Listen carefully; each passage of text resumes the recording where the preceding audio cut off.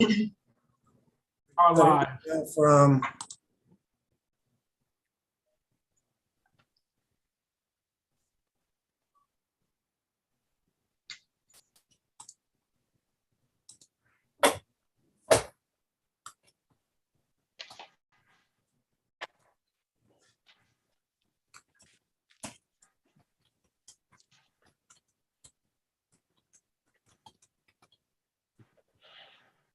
I just got an email from Mr. Russo. He said, can my hearing come to the end of the hearing? I'm running behind. So we can skip over Christine Terrace until Mr. Russo joins us. Okay.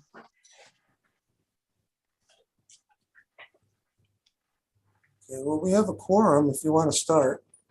Oh, You have to start the meeting. so that's true. Okay, so the first order of business is the election of officers. Is there a nomination for chairman? Stephen, I'd like to nominate Joe for chairman. Are there any other nominations? Hearing none, is there a second for Mr. Tuazzola? I second the motion. All in favor, say aye. Aye. All opposed? All opposed?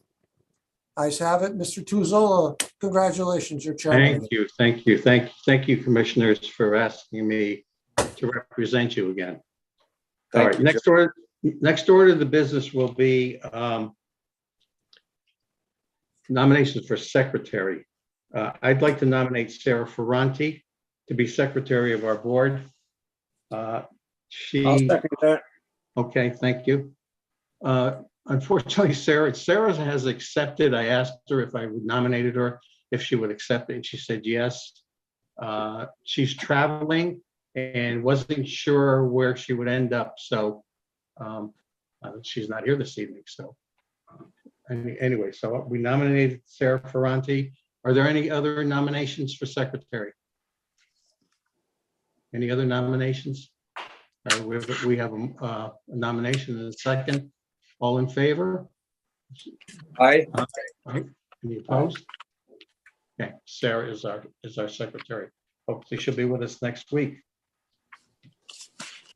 Okay.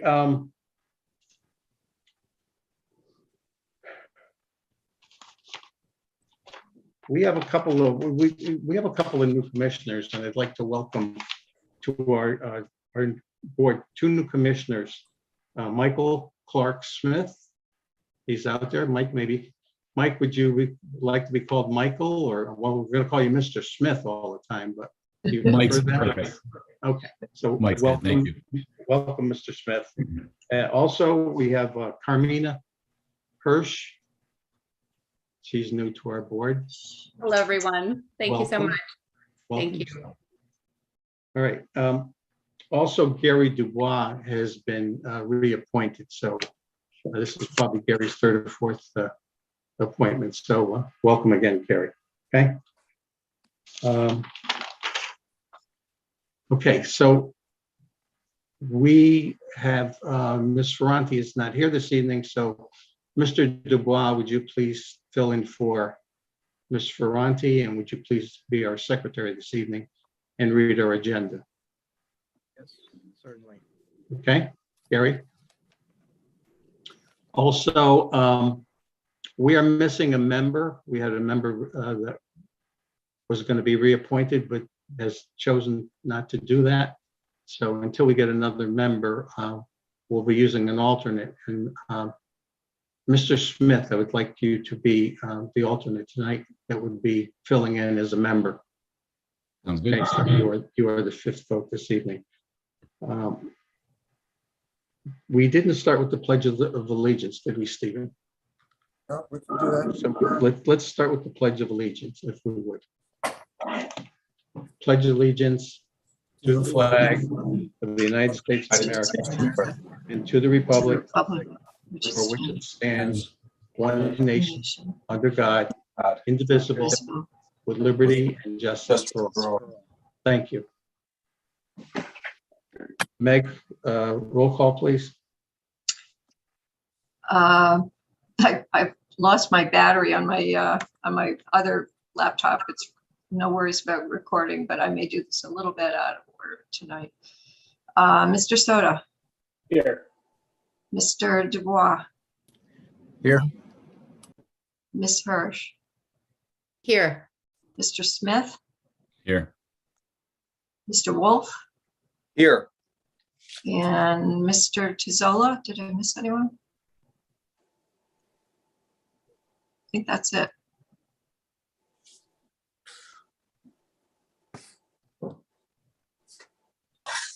So we will be skipping 70 Christine Terrace. For the time being, we can start with 144 Meadow Park Drive. Gary? Okay, 144 Meadow Park Drive. Map 76, block 917, parcel 38A, zone R10. Alejandro Lozama, owner, vary section 3.1.4.1, side yard setback to 3 feet where 10 feet permitted for addition.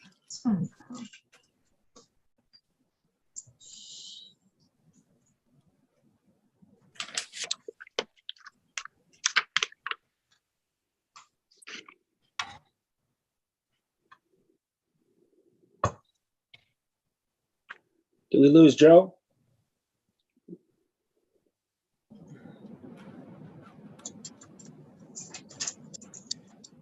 I think so. We don't see him. Maybe his internet went down. Oh, we have, okay, so how many board members we have? We have 1, 2, 3, 4. We have a quorum. Mr. Secretary? It's up to you. Do you want to wait for Joe to come back or go ahead with floor?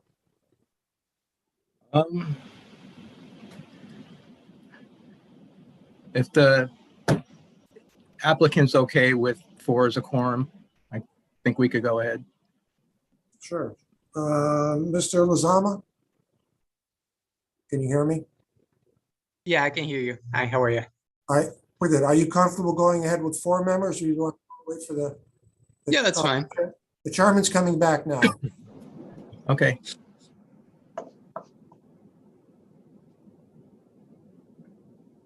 You can summarize the project? Wait a second. He's still connecting. Okay.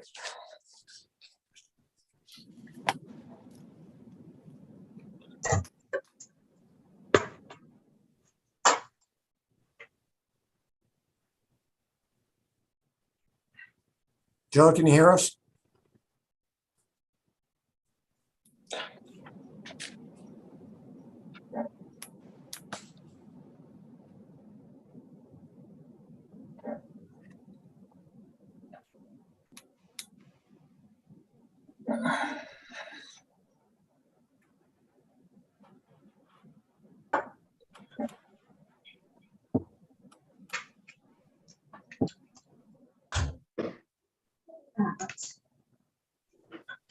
Mr. Chairman, you'll have to unmute yourself.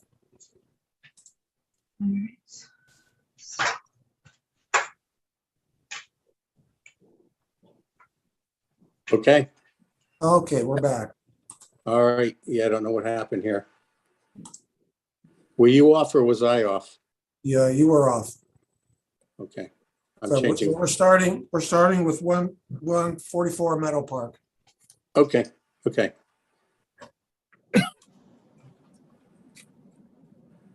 Okay, so Alex, if you want to explain your project? Okay. I kind of wrote everything down what I wanted to say. Can I just like read it off? That's okay. That's fine, yeah, go ahead. So I'm here, Stephen. the property has the irregular lot lines. Part of the backyard belongs to the neighbor. Any addition would require a variance regardless of which side is built. The living room and kitchen is on the western side of the house. Purpose of the addition is to add living space to the living room and add a dining room area to a small house of 1,000 square feet. We would love to have a to have family gatherings without feeling cramped in, a dining room area to share family meals and be able to comfortably host holidays and special occasions.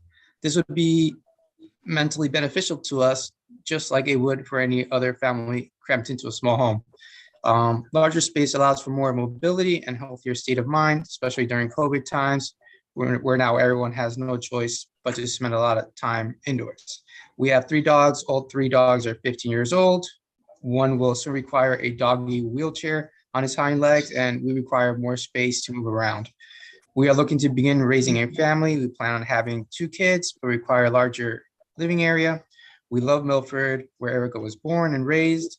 We love the neighbors and the neighborhood. I supplied personal signed letters from the neighbors to the right, left, and in front of us, showing they fully support the project. Our house is one of the smallest in the neighborhood. Most houses in our neighborhood have 1 to 2 additions built. For example, 111 Meadow Park Drive has 3 additions, one having the same variance we are requesting, which is to build 3 feet from our neighbor's property, which would normally have a 10-foot setback would be required. I supplied the board with the plans and a visual representation. The addition's design is similar to my neighbor's addition to the right of me, making it blend well into the aesthetics of the neighborhood. It would also leave ample space between my house and the neighbor. It would leave 3 feet from my property combined with my neighbor's 9.5 feet for a total of 13 feet of space between our houses.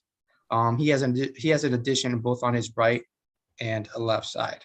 If the board looks at the supplied survey, I currently have vinyl fence in place that extends 12 feet out, and the addition will merely take up the unused space created by the fence. This project would bring nothing but beneficial gain to the neighborhood by increasing property value and so forth. Erica and myself have worked so hard to save up for this project. We have our heart set on this project. This addition would mean a lot to us in advancing our life goals, which is starting a family together. Okay. Stephen, can you take down the, thank you. All right, commissioners, any questions for this gentleman? Joe, my only question was where the fence was, and he answered that, so I don't have a problem. All right, so one thing he did mention that, I mean, he's borrowing some of the property from his neighbor to the left there to have that space between the houses. No, his property goes 3 feet beyond his fence, the way I understand it, correct? That is correct. Yeah, we're not borrowing any land. Yeah. The fence is actually going to be where the addition ends, and then he owns 3. So where those cedar trees next to the fence, that's your property. This is a fence right here. Right, That's a fence. This is a lot line. This is a fence, right. just to get everybody going. So you're losing 3 feet of your yard right now to your fence. Correct. So I will leave it 3 feet, and my neighbor has 9.5 feet. So it would leave an ample space of almost 13 feet between our houses. Right. I mean, not that has anything to do with this, but down the road, I would move that fence once you do the addition, because when more neighbors move in, they'll think it's their land, you know what I mean? You know what I'm saying? On which side? Well, right now, that white fence is 3 feet on your fence. The neighbor's getting 3 extra feet based on your fence, correct? Yeah, correct. So what I'm saying is when the addition's done, you should move the fence. You'll have a bigger yard, and if somebody moves in on the left side of you, they won't think that land is theirs. You know what I mean? Yeah. It just is, I mean, it has nothing to do with the variance. I'm just, Yeah, we actually, since I did the fencing with my dad, it actually, we have if you look at the survey, we have 5 feet in the back. It's not a straight line, and then it goes to 3 feet. So I didn't do a survey, so I didn't know where the lines were really. Right. I just did the survey so I could do the addition, and that's when I found out where the property lines are. Right. No, I'm just giving you some, because I ran into that in property I had, and the guy thought it was his property, and then the fence was on, 4 feet on my property. Well, we're really close with the neighbor. I showed him the survey and everything, so we're like on point with everything. Can I ask you, have you considered any other way of doing this addition, like to the rear here? Because you have 95 feet behind the house, is that correct? 95 feet behind the house. Um, What do you have behind the house? We show a pavilion and a patio. yeah, so I have a pavilion in the patio, and then right So there, you- that wall on the back side is the kitchen, so it would have all the plumbing. So since the pavilion and the patio is there, and plus the kitchen, all the plumbing would be there, it'd just be like, I mean, it'd be a lot more expensive. It'd be like a big expense to actually build back. And we kind of want to live like a living room, a dining area, so we could host people for holidays. So the backside is the kitchen. So we would what we're building to the right, everything's going to be open space on that long rectangle you see. So the dining room would be right on the backside, adding to the kitchen, and then we'd be adding for the living room to host more space. Because it's kind of cramped up. It's only a house is 1,000 square foot. And like I said, we're pretty much doing a design that's similar to our neighbors. I got the idea from what I saw from his house. And then I saw down the street, my neighbors from 111 Meadow Park Drive, they're 3 feet from their neighbor's yard, and they have a kind of like the same kind of addition going that way. Okay. Commissioners, any questions? Any other questions? Is there anyone else here speaking in favor of this application? Is there anyone here opposed? Anyone here opposed to this application? Okay, before I close the hearing here, any other questions? Okay, this hearing's closed. Okay, your thoughts? So I don't see a problem with it. I mean, he's got a pavilion back there, probably has a roof on it, and, you know, it's the easiest place to put it is the side and the cheapest. And the other neighbors have it too, so. Okay, I agree. I'm okay with it. all right. Someone has to make a motion. I make a motion to approve. Second. Motion? We have a motion to approve, and we have a second on the motion. Would that be conditioned, Mr. Chairman, would that be, if the project is approved, would that be conditioned on the submitted material? Yes, Please state that then, if you would. per the submitted materials. Motion is based on per the submitted materials. Okay, so we were at voting on it. So Mr. Soda, With the motion. Mr. Wolf, Mr. Wolf. Okay. Mr. Smith, Yes, please say with the motion or against the motion. with the motion. Okay. Mr. Dubois, With motion. with the motion. All right, Mr. Wolf. Where's Mr. Wolf? See him here anymore. Did we lose him? I think he's missing now.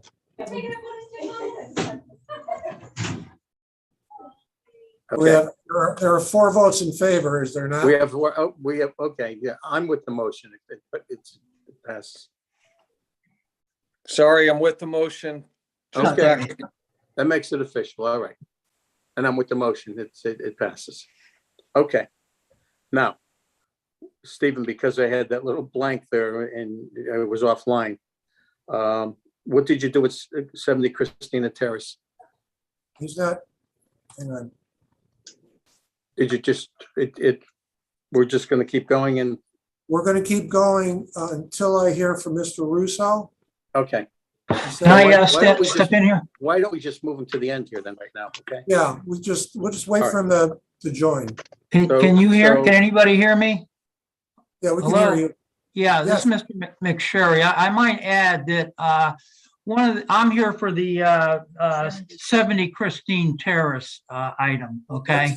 And the reason I'm just mentioning this is the other applicant who's not apparently here may have done what I did, which was go all the way down to 110 River Street for the meeting, okay? Because the notice that we got said that the meeting will begin at 7 PM in the City Hall auditorium.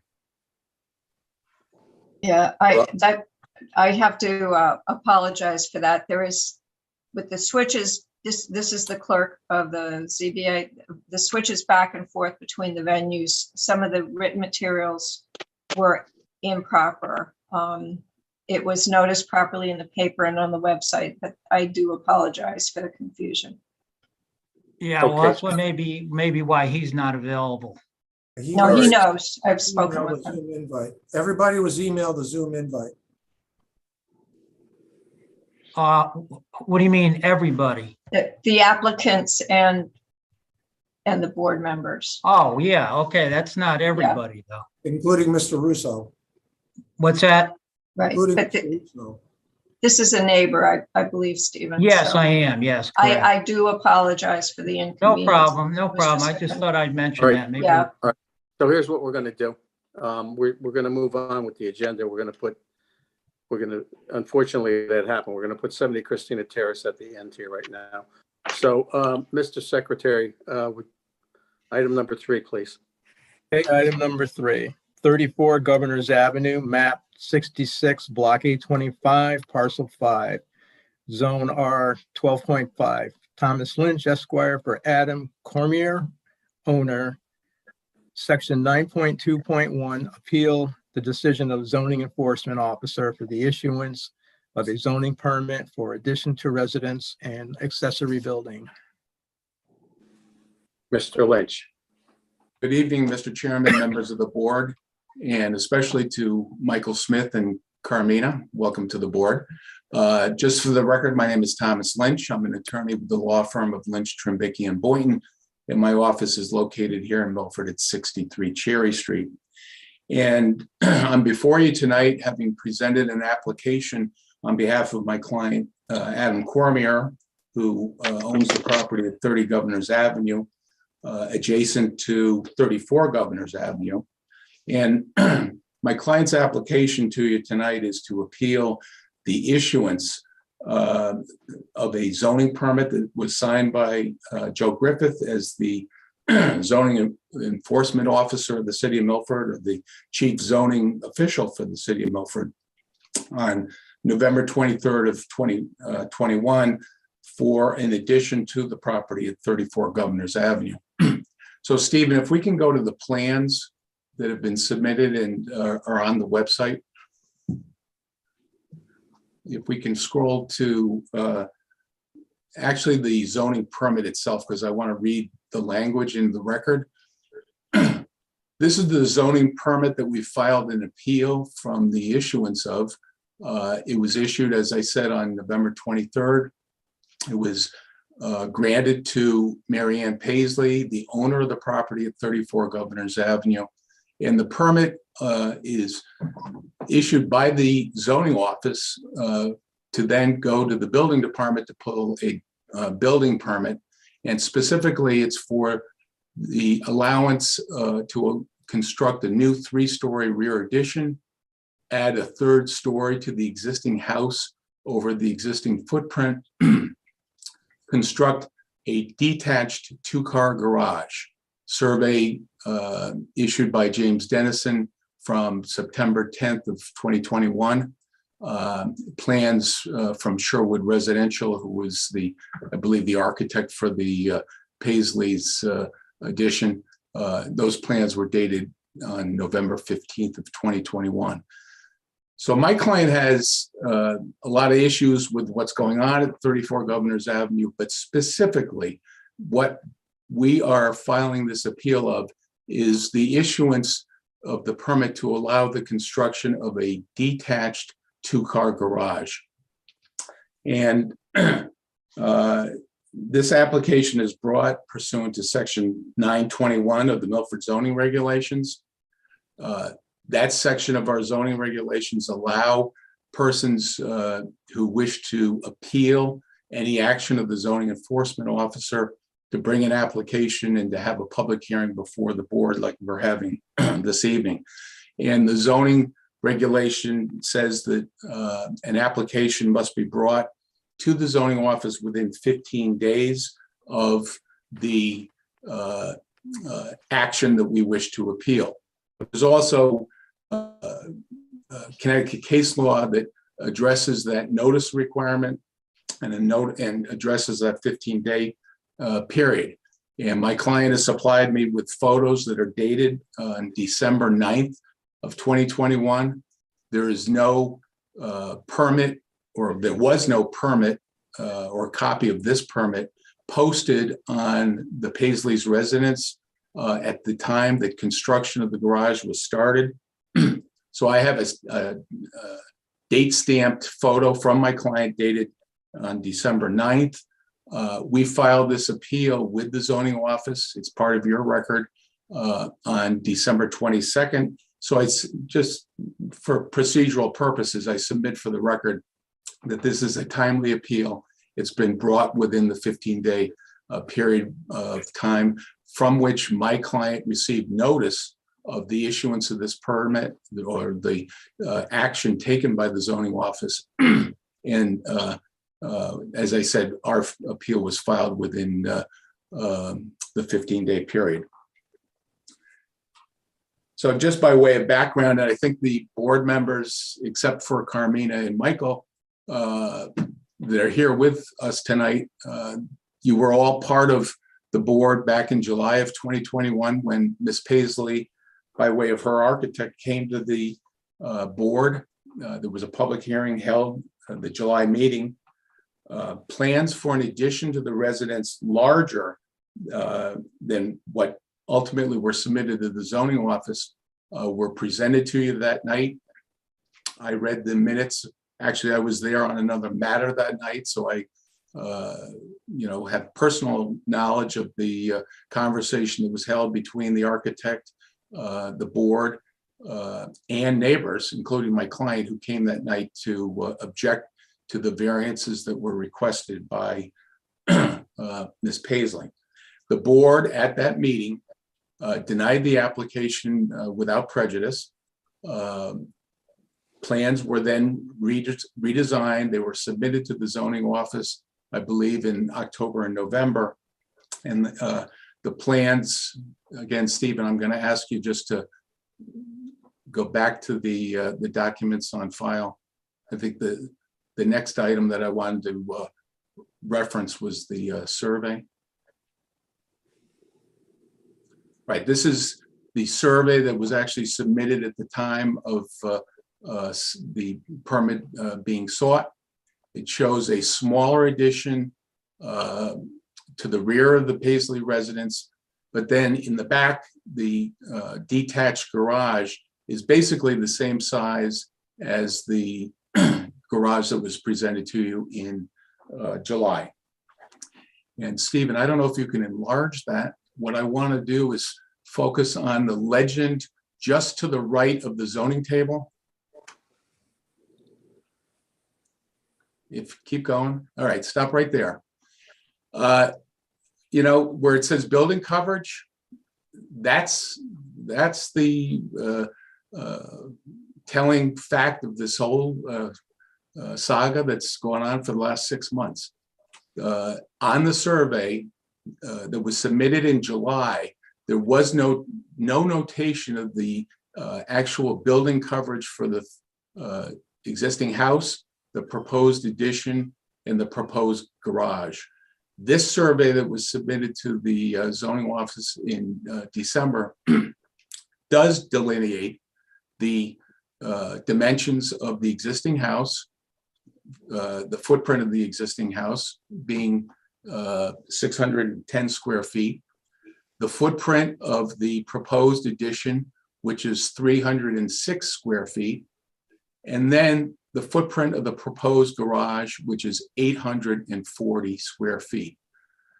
So if you add the existing house footprint and the proposed addition footprint, you come up with 916 square feet. The proposed garage is 840 square feet. And very simply, the garage is nearly double the size that's allowed by our zoning regulations. Article 11 of our zoning regulations, which Stephen, I'm going to ask you to go to that. I think it's the last page of our submissions.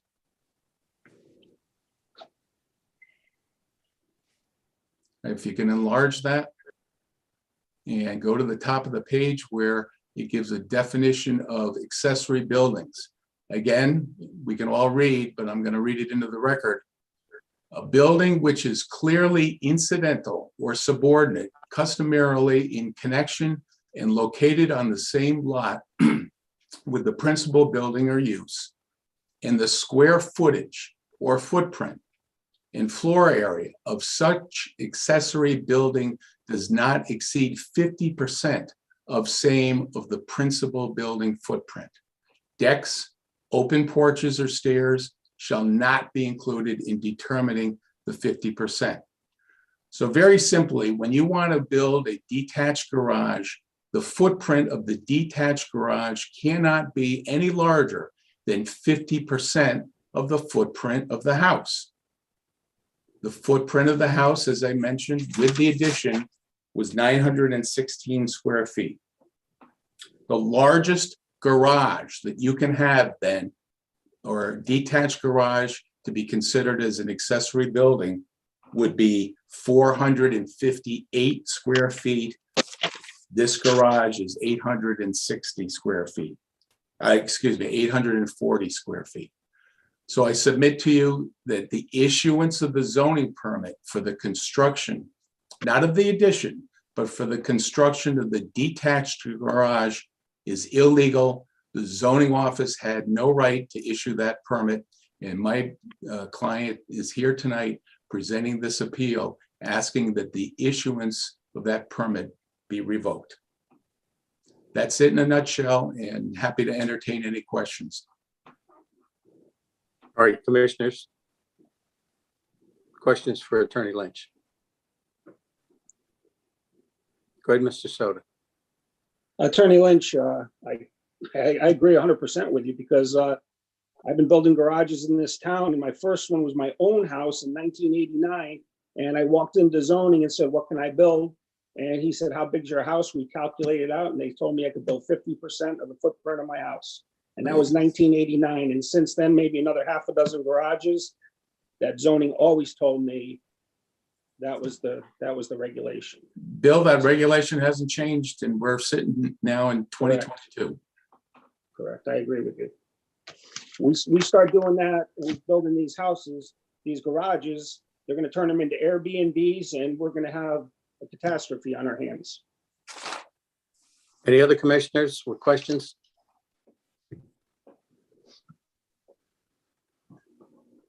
Okay, is there anyone else speaking on this appeal right now? I represent the city, Mr. Chairman. Okay, Good evening, Stephen Harris, zoning enforcement officer. The department has had discussions about this definition, and the department has decided that because it's a definition, it's not a regulation per se. So the department's position is the 50% rule doesn't count. Stephen, can I ask you a question? Yes. The book that definition is in, what is the title on that cover? Well, the definitions are in the zoning. I'll hold it up. Zoning regulations. If it's in this book, it's a regulation as far as I'm concerned. Got it too. all right, any other commissioners, any comments? Mr. Harris, anything else to say on this right now? No, Mr. Chairman. All right, my thoughts are also the same as what Mr. Soto is stating. If it's a regulation, it's a regulation. It's like, this started out as being denied without prejudice. And for some reason, it never came back to us. And now all of a sudden, we're looking at it tonight and we have an appeal on the permit. So that's what we're looking at, of course. Commissioners, any other questions? Joe, also, if you Go ahead, remember, Mr. Smith. Hold on. Go ahead. All right. Mr. Soto, go ahead. Go ahead. Mike, go ahead. Well, I was just wondering, as the new guy, how often is that book of regulations updated? When was the last update to it? March 22nd, 2019. Okay. There have been no amendments to those regulations that we have been given. Okay. There's been no change on the ruling with the percentage, with the garage versus the property, versus the building. Right. I think I saw some press clips last spring that the legislature did some adjustments to like ADUs, but I didn't know if that impacted the garage. But I guess it doesn't. So that was my Was question. it those, the granny pods or something? Yeah. Yeah. That was all. Well, I believe, Mr. Soto, you made a point on regulations. If you'd like to make that point about changing a regulation. Oh, no, How I was would saying, I how would- mean, if they're gonna interpret this a different way, I think, you know, if the 50% isn't good and they want to change it to 60 or 70, somebody should make a change to zoning, the zoning board, and it should be, Tom, what are your thoughts on that? Well, exactly. I mean, the definitions are part of our regulations. And I Right, have a matter that I'm going to be bringing to the Planning and Zoning Board to seek a change of the regulations as it relates to something similar to this, but it's based on a definition. And Stephen Right. knows what I'm talking about. It's the definition of a type of roof. Now, I don't think it's in the definition section per se, and maybe in an appendix to the zoning regulations, but one way or the other, I think anything that's in that book is a regulation. If you want to change it, it's got to go to the Planning and Zoning Board. exactly. Correct. All right, any other discussion on this? Mr. Harris, do you want to offer anything else? And just like to reiterate that the department's position is that definitions are not regulated. Okay. Any other comments? Any other questions from the I'm here commission? on behalf of the Paisleys. Who's speaking now? I'm sorry, go ahead. David Pite, I'm an attorney in New Haven. I represent Mrs. Paisley. Okay, go ahead. So, We should have heard from you before we heard from the zoning officer, but go ahead. right, I thought that you were asking for comments from him, so I asked if anyone else was speaking on the appeal before, so but that's beside the point. Go ahead. I'm speaking against the appeal. So, first of all, with regard to the timeliness issue, Mrs. Paisley posted the permit on November 23rd when it was issued. So I believe the appeal is untimely. They commenced construction on December 3rd. This appeal was filed on December 22nd, I believe. So it is not timely, number one. Number two, when Mr. Harris's office issued this permit, the position of the town of Milford is that it is not a definition, is not a regulation. And if you look to the regulation or the definition sections of the regulations, which Attorney Lynch is advocating on behalf of his client, it states that an accessory building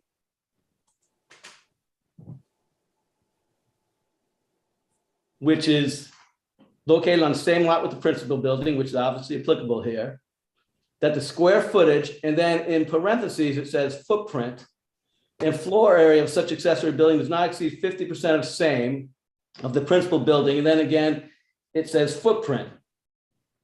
And then it says decks, open porches, or stairs shall not be included in determining the 50%. My point being that footprint means square footage of the entire property, not just one floor, as I believe the Cormiers are trying to indicate to this board. So if you look at the entire structure that the permit approved, it is 2,492 square feet. This is entirely consistent with the town's regulations and their definitions and logic. If you take the entire square footage of the garage into consideration, which Mr. Harris in his office did, in which the Cormiers are, when you determine what 50% is, you must take the total square footage of the principal building or house into consideration, which is 2,492 square feet. So it is clearly within the 50% rule if you apply the intended definition. Okay. No. And additionally, the town of Milford, the Department of Permitting and Land Use directives. All right, I don't know if this is within the record, but they issued, if you can look at it, a directive for sheds and detached garages from the Department of Permitting and Land Use. Where is that from, sir? Would you repeat where that form is from that you're showing us? Yeah, it's from the Is that Milford from the- Department of Permitting and Land Use, and it's From the city of Milford or? City of Milford. City of Milford. I can hold it up here. Oh, I'm sorry. Mr. Harris, do you know anything at all about this particular? Yeah, document? that's, Where it might have come from? that's a handout for sheds. Mr. Pite, if you could move that to the left a little bit. There you go. That's a handout for sheds that we give to the general public. So if it's a handout for sheds, how are we determining this applies to an oversized garage? Well, it says sheds and detached garages on it, if you look. Attached garages. Is that what you said? Attached garages. And detached garages. See? Detached. Well, I can't read it. I'm sorry, detached, yes. You said detached or attached? Detached. Detached, Okay. All right. which is, Go ahead, continue on. We'll listen it to you. states in its fourth bullet point, the total square footage of all accessory structures, garages, sheds, etc., cannot exceed 50% of the square feet of the size of your home.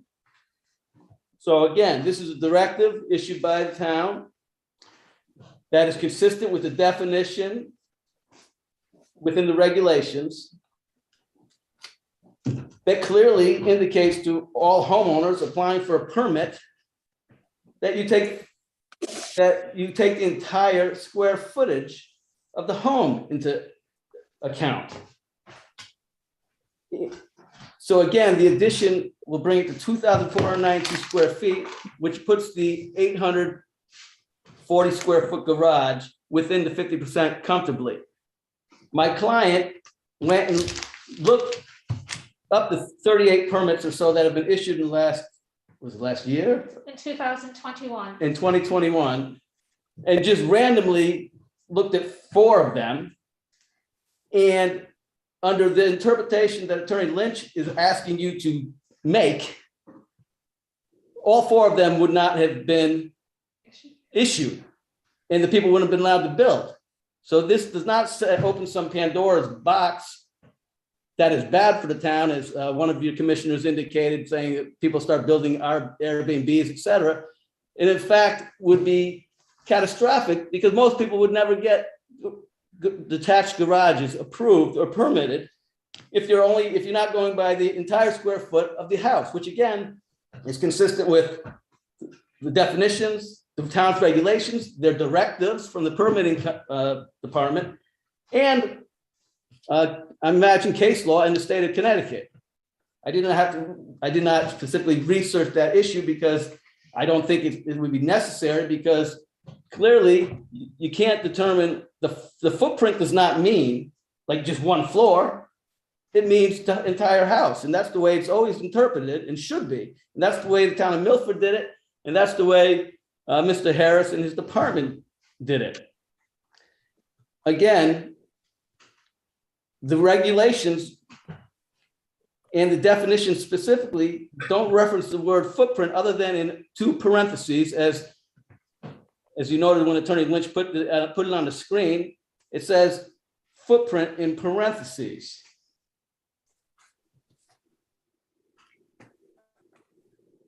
What that means parenthetically means in addition to, meaning not that it's part of the definition, just means it's a reference. The total square footage of all accessory structures cannot exceed 50% of the square foot of the size of your home. Neither it nor the regulations nor definitions referencing it or interpreting it do not reference footprint within the definition of not including square footage. In the estimation of the Paisleys, and I believe the town of Milford and their zoning department and their representative, Mr. Harris, the garage proposed is perfectly fine. And that is why the permit issued properly. The Cormier's and Attorney Lynch's argument apparently, in our view, erroneously interprets 50% and footprint as meaning the size of, again, one floor, not the entire square footage of the home or the primary structure, and that is wrong. And this board should uphold the permit that was issued and Mr. Harris's position, instead of immediately dismissing it that this garage does not meet the definition and is not sufficient in size or is too large in size. If you look at the adjoining neighbors, including the Cormiers, this is within the same type of a garage that others have within the area and within the entire town. When they went before your board previously on the variance, many suggestions and instructions were given as to what to do, and they came back and got a permit issued based upon taking into consideration all your recommendations and suggestions. Your town of Milford permitting department and the zoning enforcement officer agreed that this is sufficient and issued the permit. Now, my clients then posted the permit on November 23rd, started construction. They've poured all the footings, and they are well into their construction. And then a month later comes an appeal. Again, I don't see any explanation as to why that was timely brought. As Attorney Lynch said, the regulations say 15 days, and that's right, it can't be clear. Under 9.2.1, any appeal of the CEO decision shall be taken within 15 days. It doesn't say within 15 days of posting, even though it was posted. It doesn't say 15 days from when construction starts. It says 15 days. So that would have put him in around December 8th or so. He would have had to appeal it. So it is untimely, number one. Number two, if this definition espoused by Attorney Lynch and the Cormiers is going to be utilized by the town from this point forward, it is contradictory to what Mr. Harris said is the position of the town, number one. And number two, I believe it's contradictory to law and logic. You cannot take the entire square footage of the garage and then say, okay, we're just going to go by what we think the footprint is, meaning what the Cormiers think the footprint is, which is one floor of the house, as opposed to all the square footage. It would be arbitrary and unfair. And if you look back at all the permits issued and all the detached garages that have been built within the last year or within the last decade, I would submit to you that most of them were all properly issued, a permit properly issued before they were built, but most of them, under this type of interpretation, would have violated the 50% rule.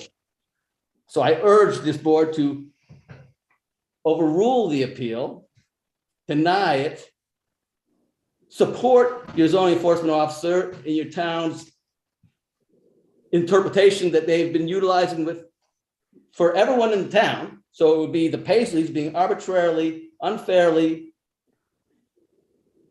taken aback for no reason other than their neighbors who had their own construction addition done fairly recently, I believe. Yeah, he has a stop order on his garage. He didn't get a permit for it. And anyways, my point being, it is not fair to the Paisleys who have relied to their detriment on how the regulations have been clearly interpreted by your permitting and land use and zoning enforcement officers, and what the clear wording and the logic of it indicates, which is, again, square footage of the entire structure is what you base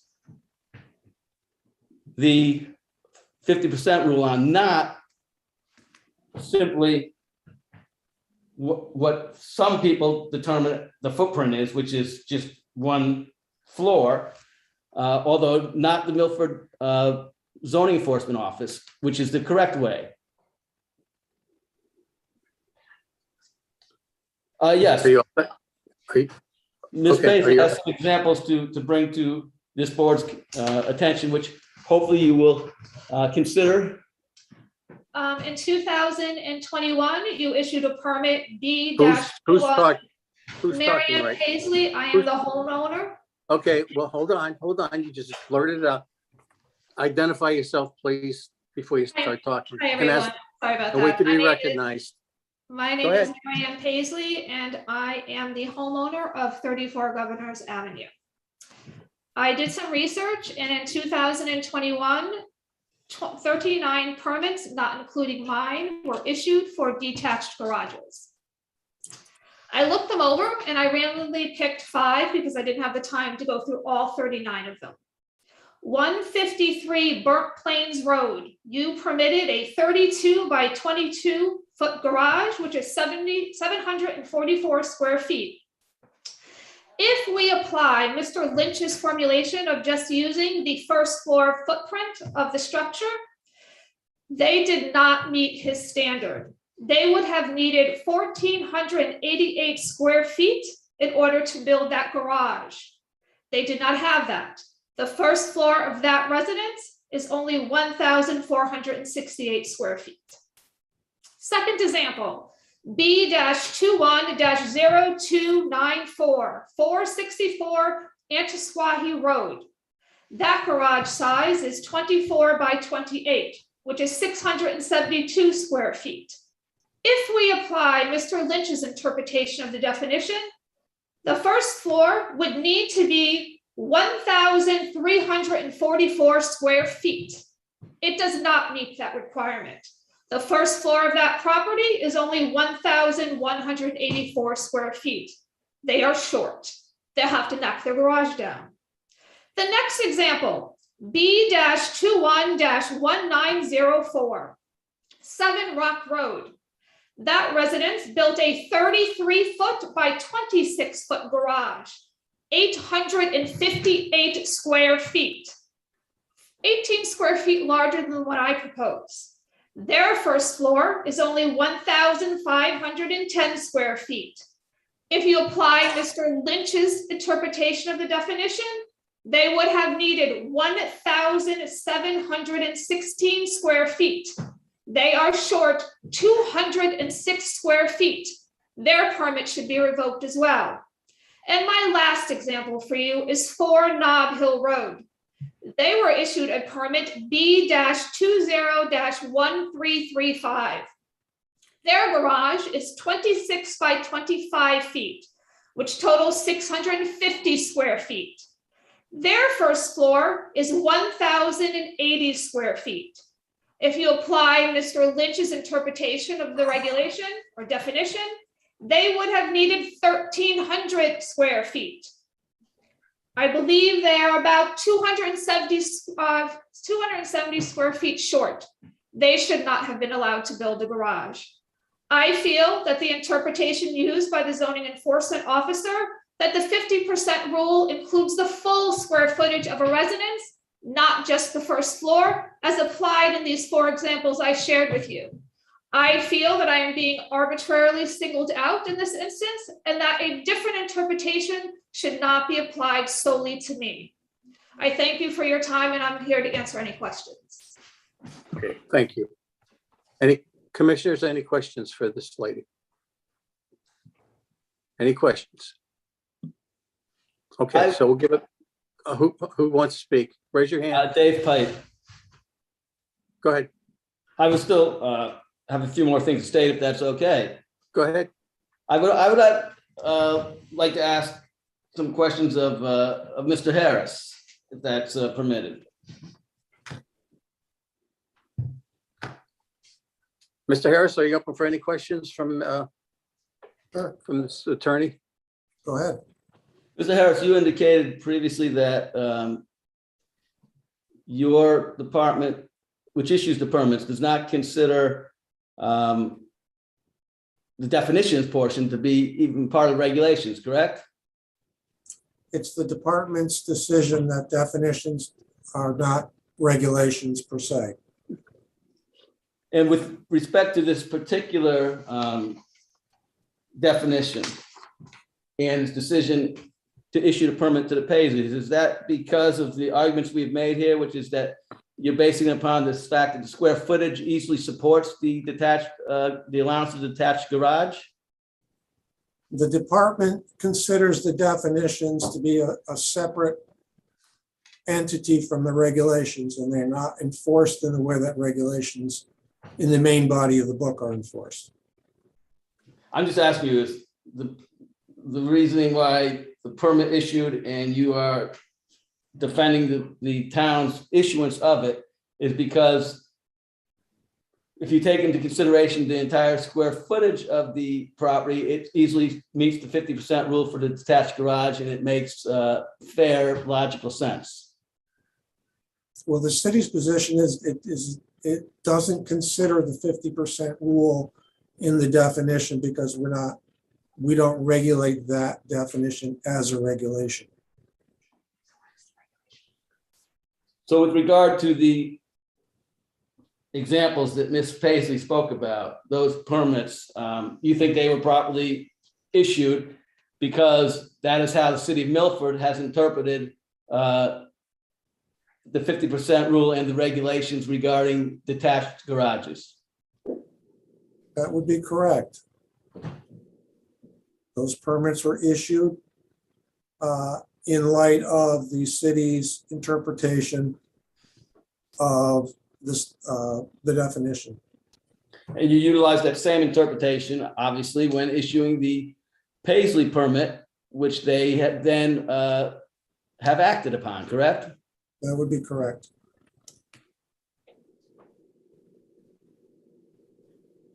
Okay, thank you. Okay, Mr. Soda. Stephen, I have a couple of questions for you. So what criteria are you using now for somebody to come in and build a garage? If I came in and I said, Steve, I want to build a 50 by 50 garage in my backyard, what do you, and I have 5,000 square feet in my house, can I build that? As long as the building area and lot coverage maximums are not exceeded, I would issue a permit. So you're now using lot coverages? Yes? Well, building coverage As and long lot as, coverage. as long as my are already- garage doesn't exceed the lot coverage, I can build it. Building That's the coverage and lot criteria you're coverage. using now? Pardon? Lot coverage, okay. Do you remember back about, I'm gonna say 18 months ago, Attorney Lynch brought a variance, an appeal in front of us for Maple Street. It was a garage and we turned him down without prejudice because he was over the 50%.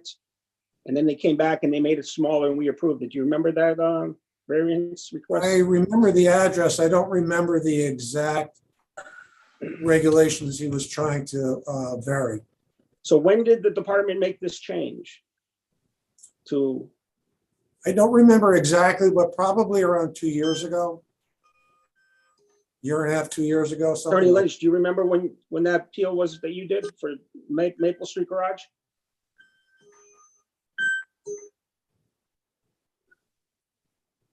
Tom, you need to unmute yourself. You're muted, Tom. You're muted. Mr. Lynch. You have to unmute yourself. There you Sorry about go. that. Yeah, it was in 2020, and then if you need me to look it up, I can look up the.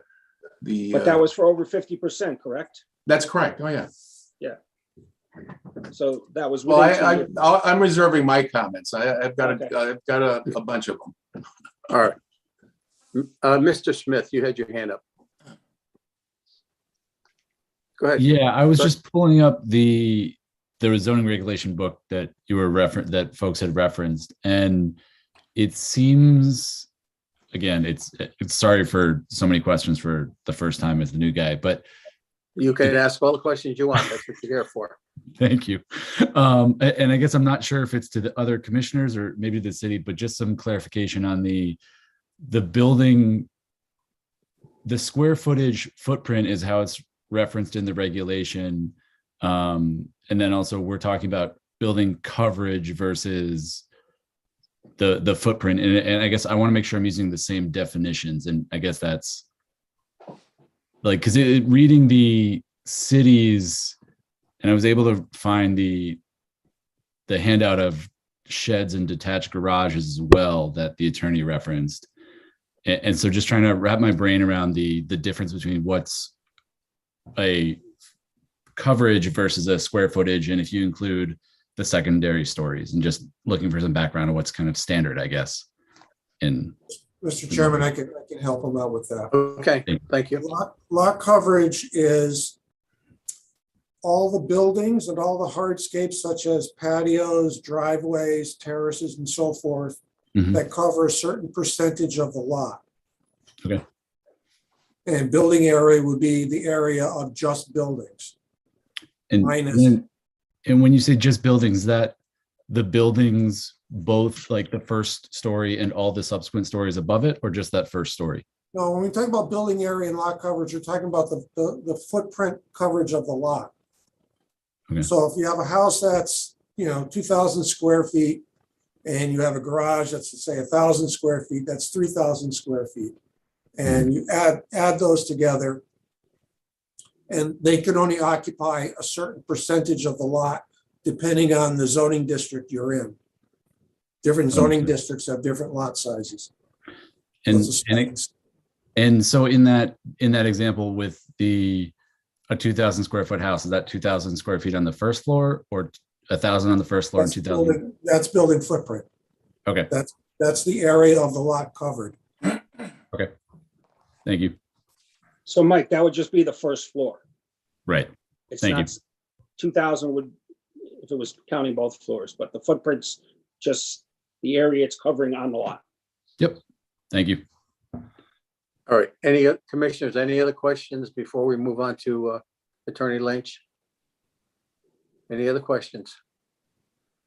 Okay, Attorney Lynch. Yes, thank you. I just emailed to Meg, and I don't know if Meg can access off of her computer. I emailed to her email address the picture that my client took of both the backyard on December 9th of the Paisley property, as well as the windows of the Paisley house. The windows of the Paisley house show no permit posted. Also, it shows the start of the construction of the foundation, or the digging of the footings for the foundation for the garage. That is when my client got notice that this permit was issued. It wasn't posted on their house. They went down to the town hall and found out that the building permit, or the zoning permit, actually had been issued. So there's a very good case that hopefully Mr. Pike, if he's experienced in land use, knows the case of Monroe versus the Brantford Zoning Board of Appeals. It's a Connecticut Supreme Court case from 2002. The citation is 261 Connecticut, page 263. And that case is a seminal case that talks about timeliness in terms of bringing appeals. And in that case, as in this case, specifically, timeliness of an appeal involving a variance or a decision of the zoning enforcement officer. And that case is germane to our situation at hand. I have filed on behalf of my client this appeal within the 15 days of my client receiving constructive notice of the issuance of the permit, and that falls within the parameters of the decision in the Monroe case. So that addresses the issue of timeliness that was brought by Mr. Pike. Also, in terms of reading the regulations, they are what they are. I mean, with all due respect to Ms. Paisley, she keeps talking about Mr. Lynch's interpretation of the regulation. Mr. Lynch isn't making an interpretation of a regulation. I'm reading it, and everybody else on the screen can read the regulation, and it says what it says. And it says that the footprint of the building is used in calculating how large an accessory structure can be. And again, with all due respect to Mr. Pike's argument, it really flies in the face of logic. Because if you can build a garage based upon the total square footage of the house, if you have a 3,000 square foot house, that means you can build a 1,500 square foot garage. And that's ridiculous. It flies in the face of logic. The regulation is designed to limit the size of an accessory structure based upon the size of the principal residence. And it's limited to 50%. And the last point that I want to make, and I think it's the most telling point, is the Paisley's own surveyor made reference, not on the July survey that was submitted, but on the December survey, or the survey submitted when the permit was taken out. It states numbers on that survey, as I had Stephen enlarge and we all saw, that's based on building coverage. And that's how you determine the size of the accessory structure. You base it upon the footprint, the building coverage, not the size of the house itself. So, you know, Mr. Lynch is not making any interpretations here. All I'm doing is showing you a regulation. It's a definition. It's part of our zoning regulations. Definitions in that book are utilized to then determine how large a building can be on a piece of property, how close a building can come within the setbacks, how a use can be made on a piece of property. The definitions go hand in hand with the printed regulations. It's all part of the same document. So again, I think this is a very simple, straightforward matter. And, you know, for Ms. Paisley and Mr. Pike to be talking about other permits that were issued by the zoning office, that's not what we're here for tonight. I have filed an appeal of the issuance of the permit for 34 Governors Avenue. That is the only thing that's germane to this board's consideration tonight. Thank you. All right, any questions for Mr. Lynch? Can I respond? Go ahead. So, Mr. Chairman, just for the record, you know, this is inappropriate for Mr. Pike to be addressing me. Mr. Pike can appear before this board representing his client. He can address the I'm board. not addressing you. I'm But addressing the board. it is inappropriate for him to be questioning me. I'm not questioning you. I said I'm just All right. addressing the board. I'm Miss- responding. All right, it's Mr. Pike, right? Go ahead, Mr. Pike. We'll Yes, let you sir. say. I don't want you to continue on forever. So if you have a couple of comments, go ahead. Yeah, so Mr. Attorney Lynch, on behalf of the Cormiers, just stated that they had, when they claimed they had constructive notice. Mrs. Paisley is here, and she will testify and give evidence to you stating when she posted it. Because they I think came, we've already gone over all this, haven't we? well, she posted she's gonna indicate to you when she posted it, and if the Cormiers came around on the 9th of December and took pictures, which is, again, I believe 15 days after the permit was issued, she had taken down the permit after posting it and giving them notice because she was putting up Christmas decorations. It was posted on one of the windows, but it doesn't mean that that's not proof of their constructive notice. And the ground was broken on the 3rd, not December 9th. Secondly, so I don't think that just stating that the counsel for the Cormier stating that, oh, they went there on December 9th and took pictures and they didn't know until then because the permit wasn't issued is dispositive of the issue of timeliness. Secondly, with regard to the regulation, I mean, I agree with Attorney Lynch, the regulations are what the regulations are. But number one, when the town's own representative says that they do not view the definitions as being part of the regulations per se, and that secondly, 2 years ago, they made a switch within their department to specifically indicate this, that is fair or equitable to homeowners like the Paisleys who rely on their expertise, their directives, and their commentary and their approval of this permit. And third, if you put up the definitions, Article 11 definitions again, it says, can anyone put that up on the screen? I can. Excuse me? Go ahead. Why don't you just say it, sir, right now? Okay, please. Go ahead. It says a building which is clearly incidental or subordinate, customarily in connection and located on the same lot with the principal building or use, and the square footage, and then in parentheses, footprint and floor area of such accessory building does not exceed 50% of same of the principal building. And then again, in parentheses, footprint. And then it states decks, open porches or stairs shall not be included in determining the 50%. So it does not say the footprint, it says the square footage. That is clearly what the definition within your regulation states.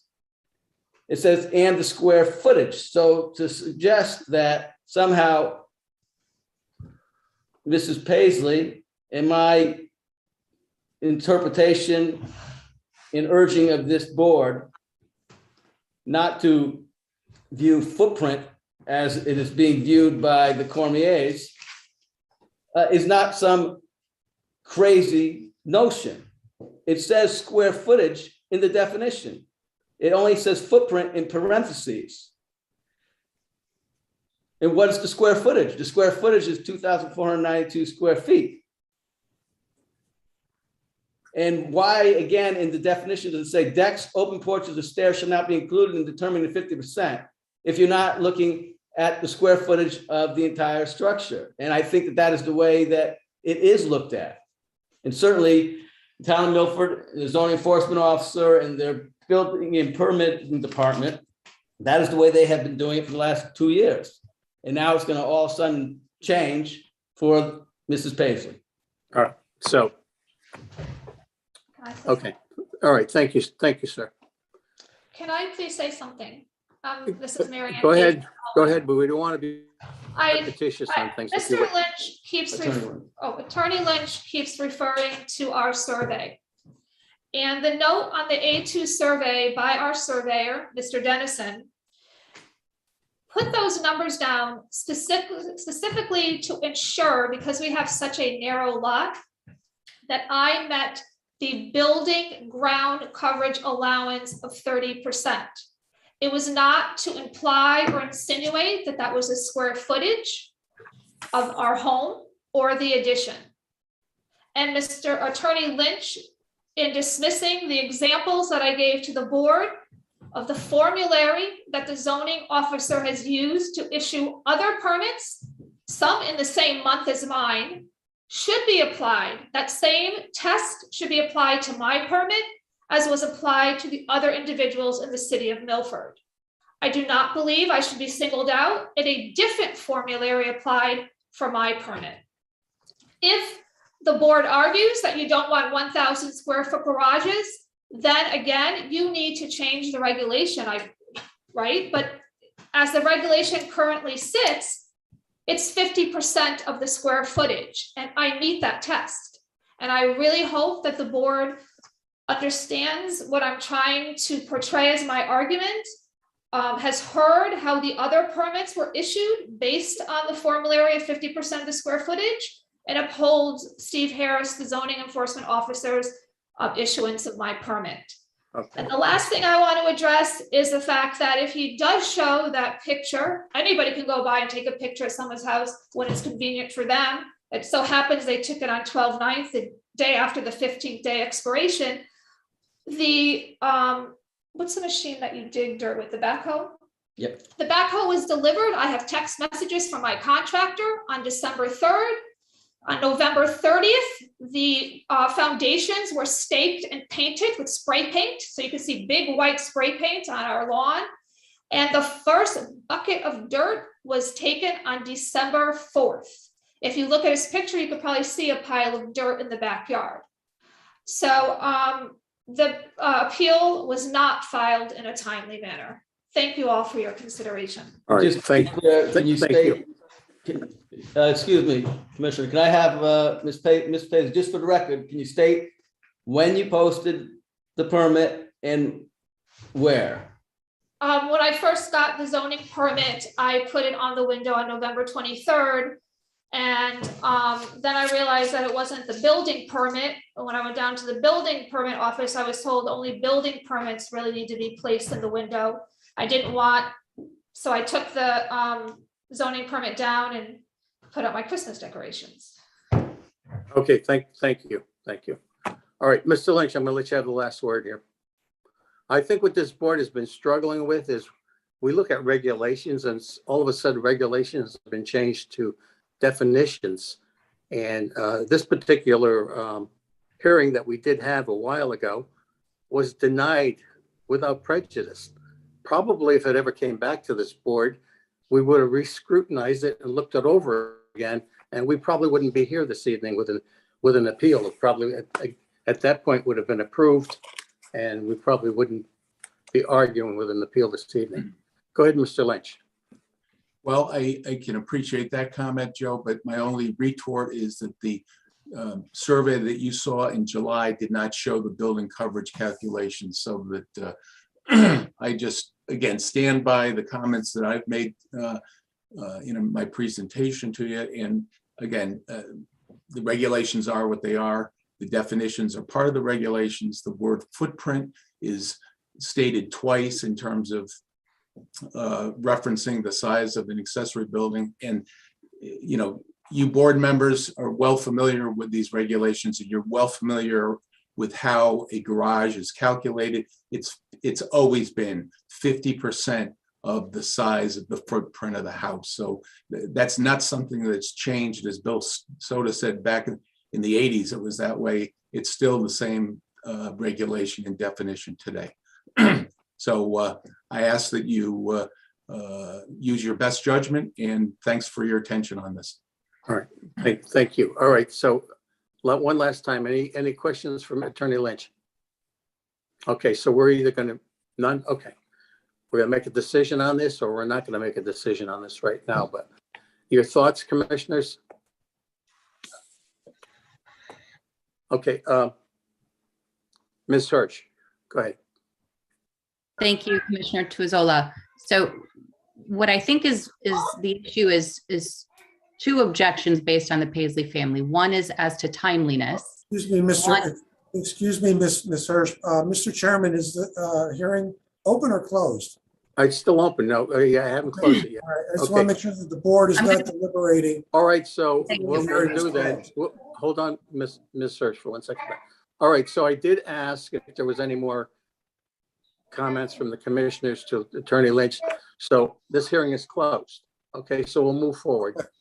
Go ahead, Ms. Hirsch. Thank you. Go ahead. So the issues I think we're addressing tonight are whether the appeal was timely and the interpretation of Article 11 definition as to building accessory and the language therein, right? So we have Attorney Lynch's clients who indicate that case law supports their ability to properly bring this appeal before us.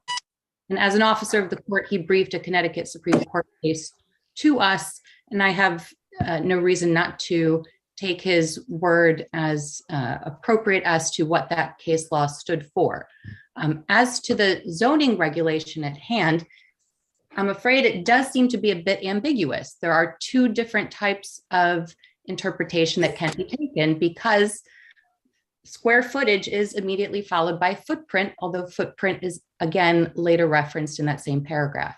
So the ambiguous nature of the, black letter of the four corners of the page do create this sort of confusion, I think, for the general public. However, the town has interpreted it in a particular manner. And I think we have to give a little bit of deference to that. Thank you. Thank you. Commissioners, Mr. Soto? Well, in regards to that, I would say that it says square footage, and then in parentheses, it says footprint. So I think they're referring to the square footage of the footprint, because that's what we've always gone by. So I think that's why it's in parentheses, footprint. Would it be helpful for the regulations to be modified, though, to be more clear so that we don't? I definitely think that, right? They definitely need to be modified. Yes. Because otherwise. Yeah. But for definitely. now, we have what we have this evening to either make a decision on this right now, or we can move this up till next month or whatever, if we want to think about it a little bit longer. But any other commissioners Well, with Joe, any I think, thoughts I or any think time is motions? of the essence here. They're in the middle of building this, so. Okay, okay. You know, you can't. Are mess you around ready with to make it? If you're ready to make a decision and somebody's ready to make a motion, we'll do that. Well, I just base it on all the years I've been building in this town. And like I said, even in 1989, when I built my own garage, they told me 50% of the footprint of the house, and I had to make the garage smaller than I want. And I built one garage for these people, and they had 1,004 square foot of the footprint, and we had to cut the garage down to 21 by something to make 50%. So, I mean, over the years, I built a lot of garages based on that 50% rule. And yes, I would like to see it increased, but I think it should be a regulation Okay, thank you. Mr. Smith, Mr. Harris, can you mute almost everyone, please, except for the people that are talking? We got a lot of background noise right now.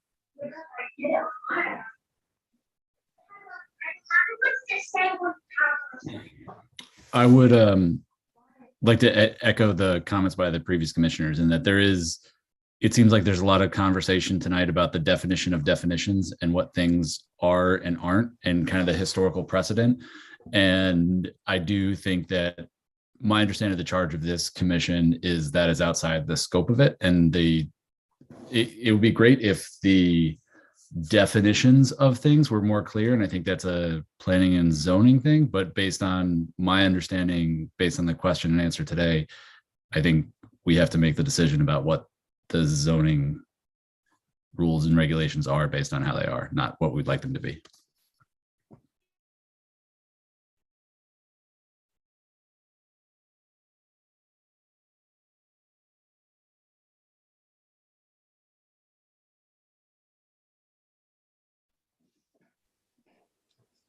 Did we lose Joe again? I think he's Steven. muted.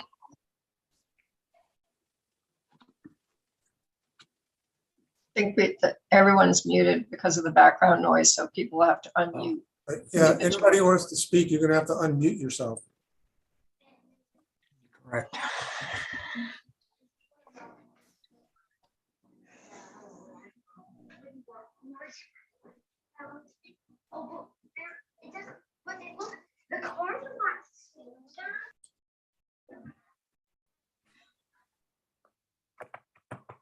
Mr. Soto, you have to unmute yourself.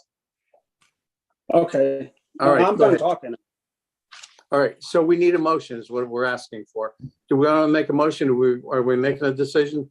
I asked that question a few minutes ago, Well, and I think we said we want to. I move think time forward. is of the essence. I would like to see us make a motion, rescind the permit, and let planning and zoning deal with this and come out with a regulation. Even if Attorney Lynch wants to propose his own regulation, you know, I know he said he's doing something on a roof, and get this black and white so that we don't have to deal with it anymore.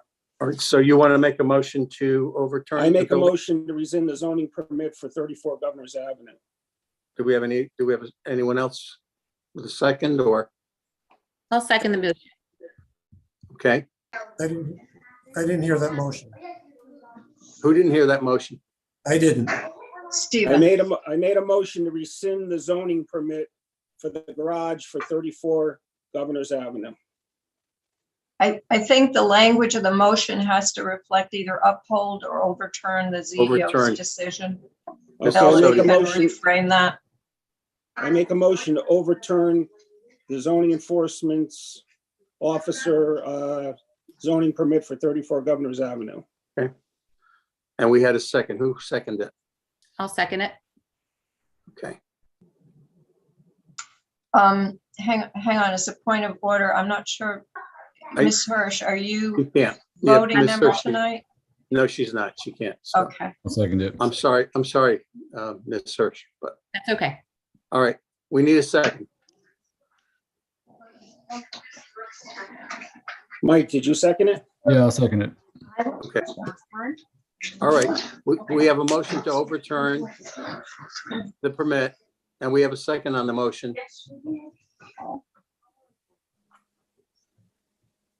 Mr. Wolf. I'm Mr. against Wolf, are you the with- motion. You're against the motion, okay. Mr. Soda, With the motion. Mr. Smith, With the motion. Mr. Dubois, With the motion. I'm with the motion. Overturned. Thank you. Okay, that's it. Let's move on to the next one. Thank you. Mr. I- Chairman. Yes. The representative for 70 Christine Terrace is now with us, so we could circle back to that one. Okay. If Mr. Crusaden's all right with that, because he's been waiting here. Well, Christine Terrace was supposed to be first anyway. All right, okay, under the circumstances, because of people driving to the wrong place, then we'll go ahead and change it, but, all right. Chairman, I'm happy, I'm the attorney for the applicant at 70 Christine Terrace. I'm happy to wait until after Mr. Kasadian goes. All right, okay, I appreciate that. Right. Okay, Thank you for your time. I'm gonna leave the meeting now. All right, so, Mr. Secretary, item number 4. Okay, item Or number Mr. 4. 14 Hold Lynn, on, one second. Mr. Crusaden, Yes, sir. 4 and 5, are they almost carbon copies of each other? Do you want us to read both of them? Yes, Are they the same? They're carbon copies, correct? Yes. Should we do them both together? I would, as long as you take separate votes at the end. Yes. We will. Thank you. Mr. Dubois, please read number 4 and read number 5. number 4, 14 Linwood Street, map 32, block 354, parcel 3, zone R 12.5. Kevin Crusaden Esquire for Oronoke Customer Builders LLC owner. Vary section 4.1.4, projection setback to 15.5 feet, where 21 feet permitted to construct a deck. Number 5, 16 Linwood Street, map 32, block 354, parcel 4, zone R 12.5, Kevin Crusaden Esquire for Oronoke Customer Builders LLC owner. Vary section 4.1.4, projection setback to 15.5 feet where 21 feet permitted to construct a deck. Thank you. Thank you. Mr. Chairman, Yes. I just want to let you know I'm recusing myself on these two. Okay, all right. Thank you. Thank you, Mr. Soda. Okay, so we need someone else to fill in for Mr. Soda. So, Ms. Hirsch, will you please fill in for William Soda for items number 4 and number 5? Happy to do so. Thank you. Continue, Mr. Crusaden. Yes, thank you, Mr. Chairman. For the record, my name is Kevin Crusaden. I'm representing the owner and applicants on these two properties. My office is Crusaden and Moore here in Milford at 3 Lafayette Street. These lots were from an old subdivision map, and they were not recreated, but I guess confirmed as building lots, each one of them under the 642 regulation last year before the zoning board, the planning and zoning board, got rid of that regulation. It's very straightforward. It's 2 single family houses, one on each lot, one on 14 Linwood, one on 16 Linwood. Each lot is about half the size of the required zone, and each lot is 20 feet short of the required width for the zone. So that is our stated legal hardship. And what happens when you have a lot that's shaped this way, it's undersized and it's narrow, obviously the parameters of the lot drive the construction. And these are too simple about like a little bit, like Mr. Colucci, I should say, from Roanoke Builders is on the call tonight, but these are about 2,000 square foot houses, each one of them. We meet all of the other setback requirements, and the house itself meets the setback requirement, but we're here tonight because we're asking for a variance for a deck off the back of each house. Otherwise, the deck would only be 4 feet wide off, or 4 feet off the back of the house, as opposed to the 10 feet that we're proposing. And because of how the house has to be built in order to meet the other setbacks, because it's 20 feet short on the width for each lot, we're a little bit closer to the backyard than we normally would be, or Mr. Colucci would be. So that's the legal hardships that are driving the request. And that's all we're requesting, is just the variance of the regulation that permits extensions such as decks off of structures. Neither one of these houses are completed or built yet. I would also say that the legal notices were mailed. Our legal notice did say it was a Zoom meeting and gave the Zoom address. And the notices were also posted on the property. And each variance request is the same for each lot. I'm just, Mr. Chair, I'm just toggling back and forth a bit so you can see there. It's, Yep. They're mirror images, so. Well, the house is very nicely placed on the lot, so that's great to see. So the only consideration, of course, is having 15.5 foot in back instead of 21. Correct. Yeah, because Okay. you're allowed 20% or 4 feet into, a projection into a setback. Mhm. And so we actually need just another, I think we need another 5.5 feet is what we're asking for. All right, commissioners, any questions for Attorney Crusade? Okay, is there anyone else here speaking in favor of this application? Anyone else speaking in favor? Is there anyone here opposed to 14 Linwood, 16 Linwood? No opposition? Commissioners, any questions? None? This hearing's closed. Okay. So we need a motion. We need 2 separate motions, whatever we decide you're going to be doing. So whoever would like to, any comments, any discussion? We have to unmute these people again, Mr. Harris.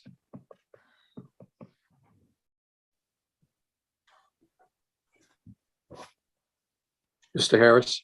Yeah, Mr. Soda and Ms. Hirsch have to unmute themselves. I'm okay. No, Mr. Soda has recused himself.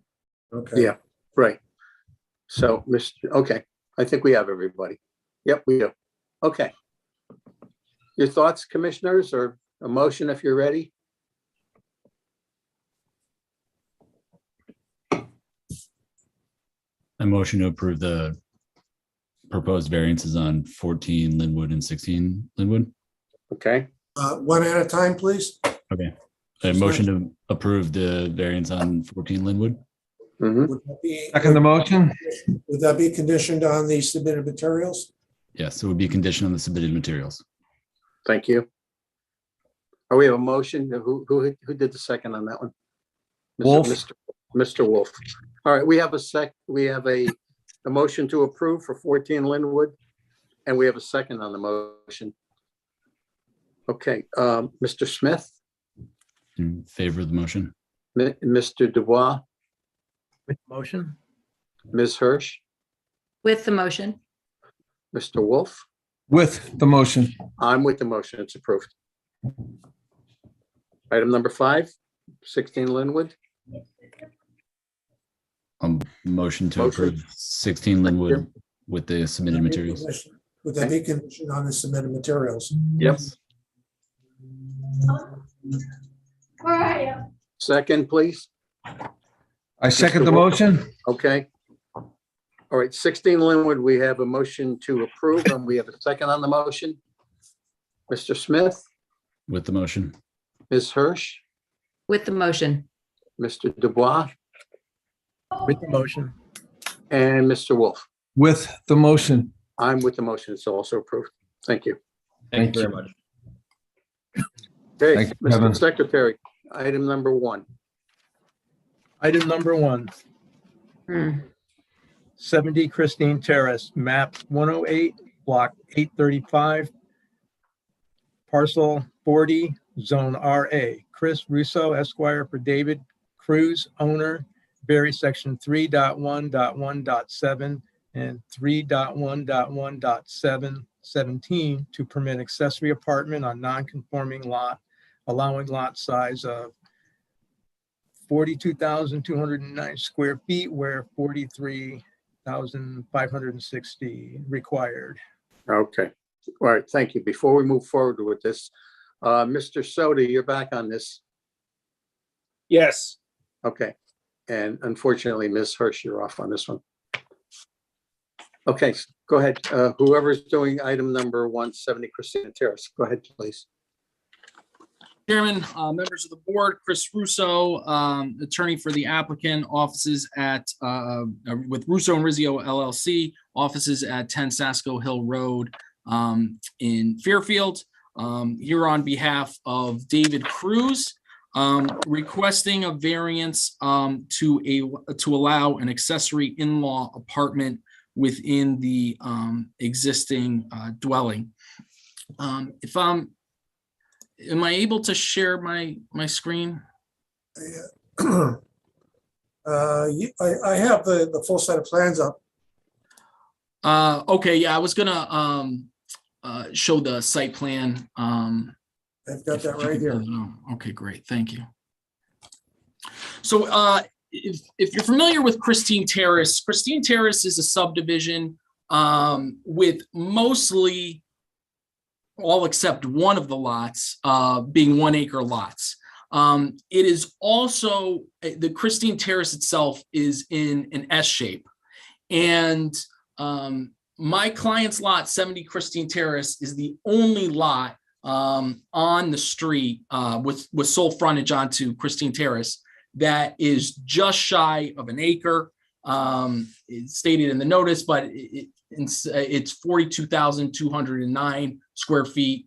So a little over 1,000 square feet short of being fully compliant under the regs. Problem is because Christine Terrace is this S-shaped road, if you are on the outside of the curve, you have the benefit. The sites are, the properties there, the property lines kind of go outward, and a lot of those properties have well in excess of an acre. My client's property, which you can see on the site plan, gets the short end of the stick, which is that they are on the inside of this S curve, which pinches the site in. And you can see it right there in this site plan. It is a very irregularly shaped lot and comes to a point there on the northern end. It's also just with this unique frontage that's curved, and it just pinches the lot and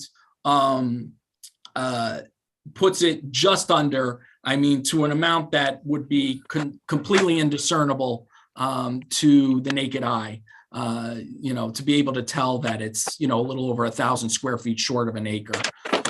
But certainly on this street, on all the other properties, this would be an accessory apartment that would be allowed, on any of those properties. But again, unfortunately, my client drew the shortest straw here on this street because of the way the subdivision was designed. That being said, the application itself and the accessory apartment, the way the accessory apartment is located within the dwelling, the way the site is designed is all compliant with your regulations. Yeah, Mr. Harris, if you could show, yeah, exactly. Read my mind.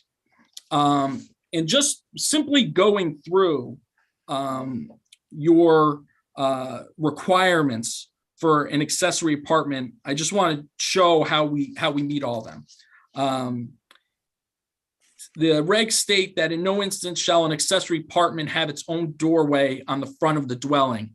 Which you can see here, and my client, if you drove by the site, my client's in the process of redoing the entire house. Which is all permitted and appropriate under the regulations. So he's in the middle of rehabbing really the entire building. We're here to ask you to be able to install this in-law apartment. But what you can see here is the in-law apartment has a doorway that accesses that center hallway. So it doesn't have its own doorway on the front of the building. It's on the second floor. You can see it includes a dining room and living room that goes into kitchen. It's kind of an open space area. There's a balcony right above the kitchen. And then down in the lower left corner is where the master bedroom is, the master bath, and a large walk-in closet. And this, my client, his mother-in-law is intending to occupy this apartment. So in compliance with the regs, it does not have its own doorway to the front of the dwelling. It's only one accessory apartment, no asking for no more than that. It will be owner occupied. My client will be living there. And the in-law apartment will be occupied by his mother-in-law, so somebody that's related by blood. There's a limit under the regulations that an in-law apartment not exceed 800 square feet. And you can see the notation there that it's only 730 square feet. There's a requirement that the accessory apartment shall be accessible to and from the main dwelling. As I showed, there's just that doorway into the center hallway of the main dwelling. So it'll be, that's where it's accessible to. It will utilize the existing dwelling's driveways and utilities. So it's going to be within the principal building. It's not a structure that's completely separate from the main dwelling or connected by something like a breezeway. It's actually internally within the dwelling. I mean, from the street, you would have no way of knowing that there was an in-law apartment here. The only way you would know is if you were, a neighbor and they told you. I mean, because it's really buried. If you look here, it's really just buried within the existing building that's there. The kitchen facilities are what's permitted under the regulations. The regulations also say that no accessory apartment shall be utilized for income purposes. And God help my client if he tries to charge his mother-in-law rent. So that is not happening. And also your regs provide, which is kind of nice, that these approvals expire in 3 years. So it's essentially a 3-year trial for them to utilize this in-law apartment. And should there be any issues, it would expire in 3 years, and this board can look at it, or it could be revisited again. So we really feel that it's pretty straightforward. We meet the intent of the regulations, and certainly the design of it, the location of it, the site design, it fits all within the regulations. But for the fact that this site is extremely odd shaped, that it gets pinched by the way that the subdivision was designed, making it the only non-conforming lot, barely non-conforming lot on the street. And I think that's the real basis of the hardship, is that the unique shape of this lot, and the fact that should an in-law apartment be permitted here, that use is in conformity with this neighborhood, particularly Christine Terrace, as all the other lots would be permitted to have an in-law apartment. I will note there was, and in talking with staff, it was noticed for a variance for section 17 of this particular 3.117, section 17. After further review, staff informed me that they didn't feel a variance of this section was necessary. And so really we're just before you on the variance to ask for an in-law apartment on a non-conforming lot due to its lot area. Happy to answer any questions. It's pretty straightforward. I don't think anybody will notice it. If nobody will be able to tell that this lot is 1,000, a little over 1,000 square feet short of an acre, and will allow my client's mother-in-law to live in this dwelling with them. Okay, thank you. I just have a question for you to clarify. You said 3 years from now, we would have to look at right. So the occupant that would be living there because it's an in-law apartment, or why would this have to be examined again? Well, so section 10 of this accessory apartment regulation states that the permit shall expire 3 years from the date the application is approved by the planning and zoning office. And so, yeah. Yeah, okay. Yes. They run for 3 years, but they can be renewed. Right. It's just a formality to get it renewed. And would it have to be renewed again after that 3 years, or They is this? run for 3 years. They run for 3 years, then 3 years, then 3 years. Okay. And what is the reasoning on that? Is that so it's not, doesn't turn into a So an we can, apartment rental place? Is that why? maybe? yeah, that's so we can be sure that the person living there is a blood relative. Okay, that's, I was just curious about that. Thank you. Okay. Any other questions for Mr. Russo? Ms. Hirsch, go ahead. You'll have to unmute yourself. There you go. Thank you. Thank you, Attorney Russo. I do have a question. How many people reside in the dwelling currently? It's my client, his wife. I don't know how many children they have. There's He's on, my client's on the is on the call. So David, could you identify yourself and then answer that question? Hey, how are you? My name's David Cruz. Nice to meet you guys. We live, my wife, me, my daughter, my son, my mother, and my father. So we're a total of. What are we total of? Six. Six. Yes. Like 6. Thank you. Any other questions, board members?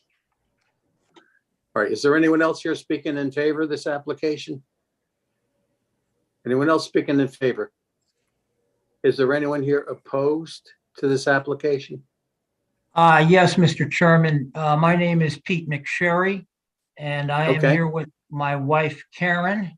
I reside at 49 Christine Terrace. Been a resident of Milford now for 46 years. Have been residing here in Christine Terrace for 41 years. And we bought this property based on single-family residential zoning. Okay. The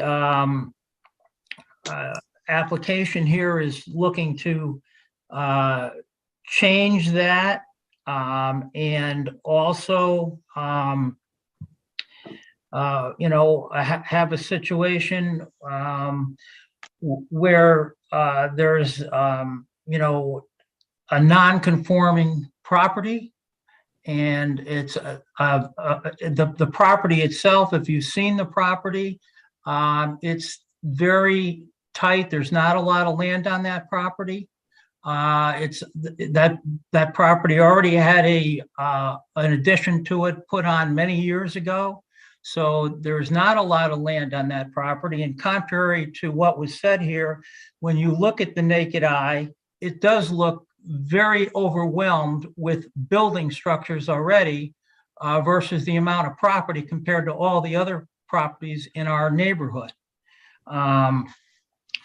So it's non-conforming, and we feel that that should not, the regulation should not be ignored. And I think that the zoning board has already recognized that by not approving this. And my wife Karen wanted to say something also here. Hi, everyone. I just wanted to thank Please you just for that. identify.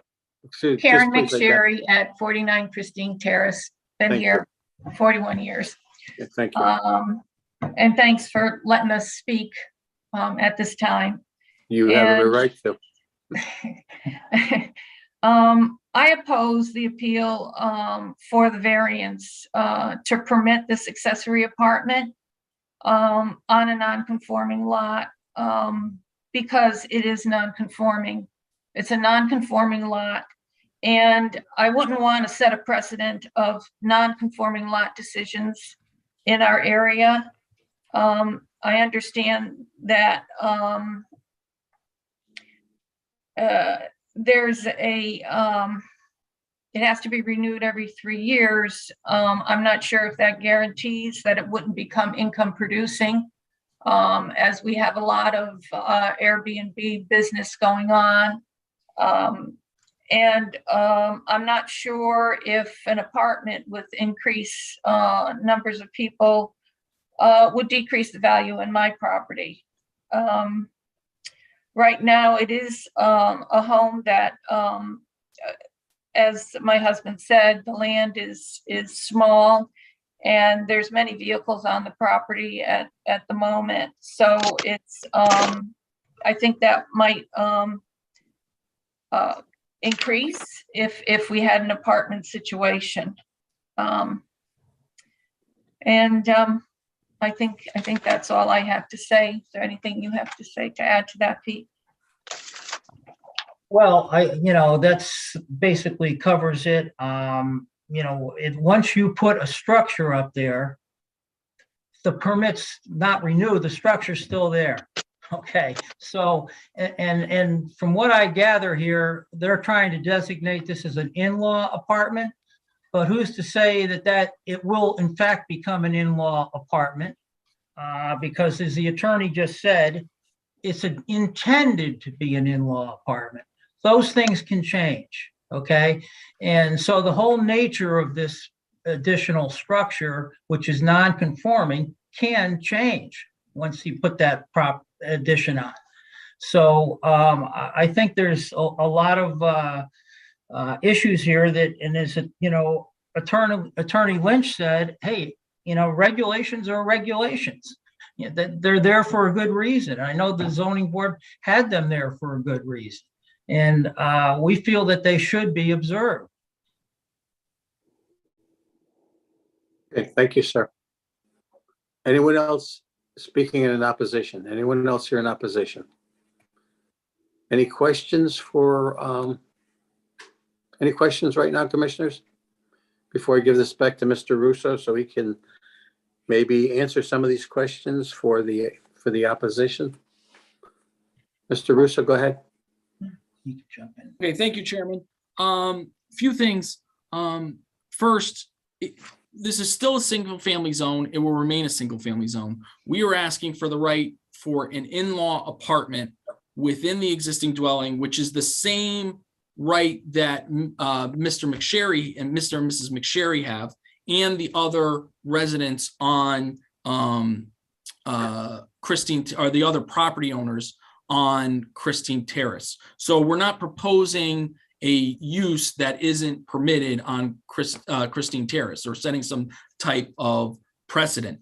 With regards to the building doesn't violate any setback, or what we're proposing doesn't violate any setback or coverage issues. We're not expanding the first floor. This is going in on the second floor of the dwelling.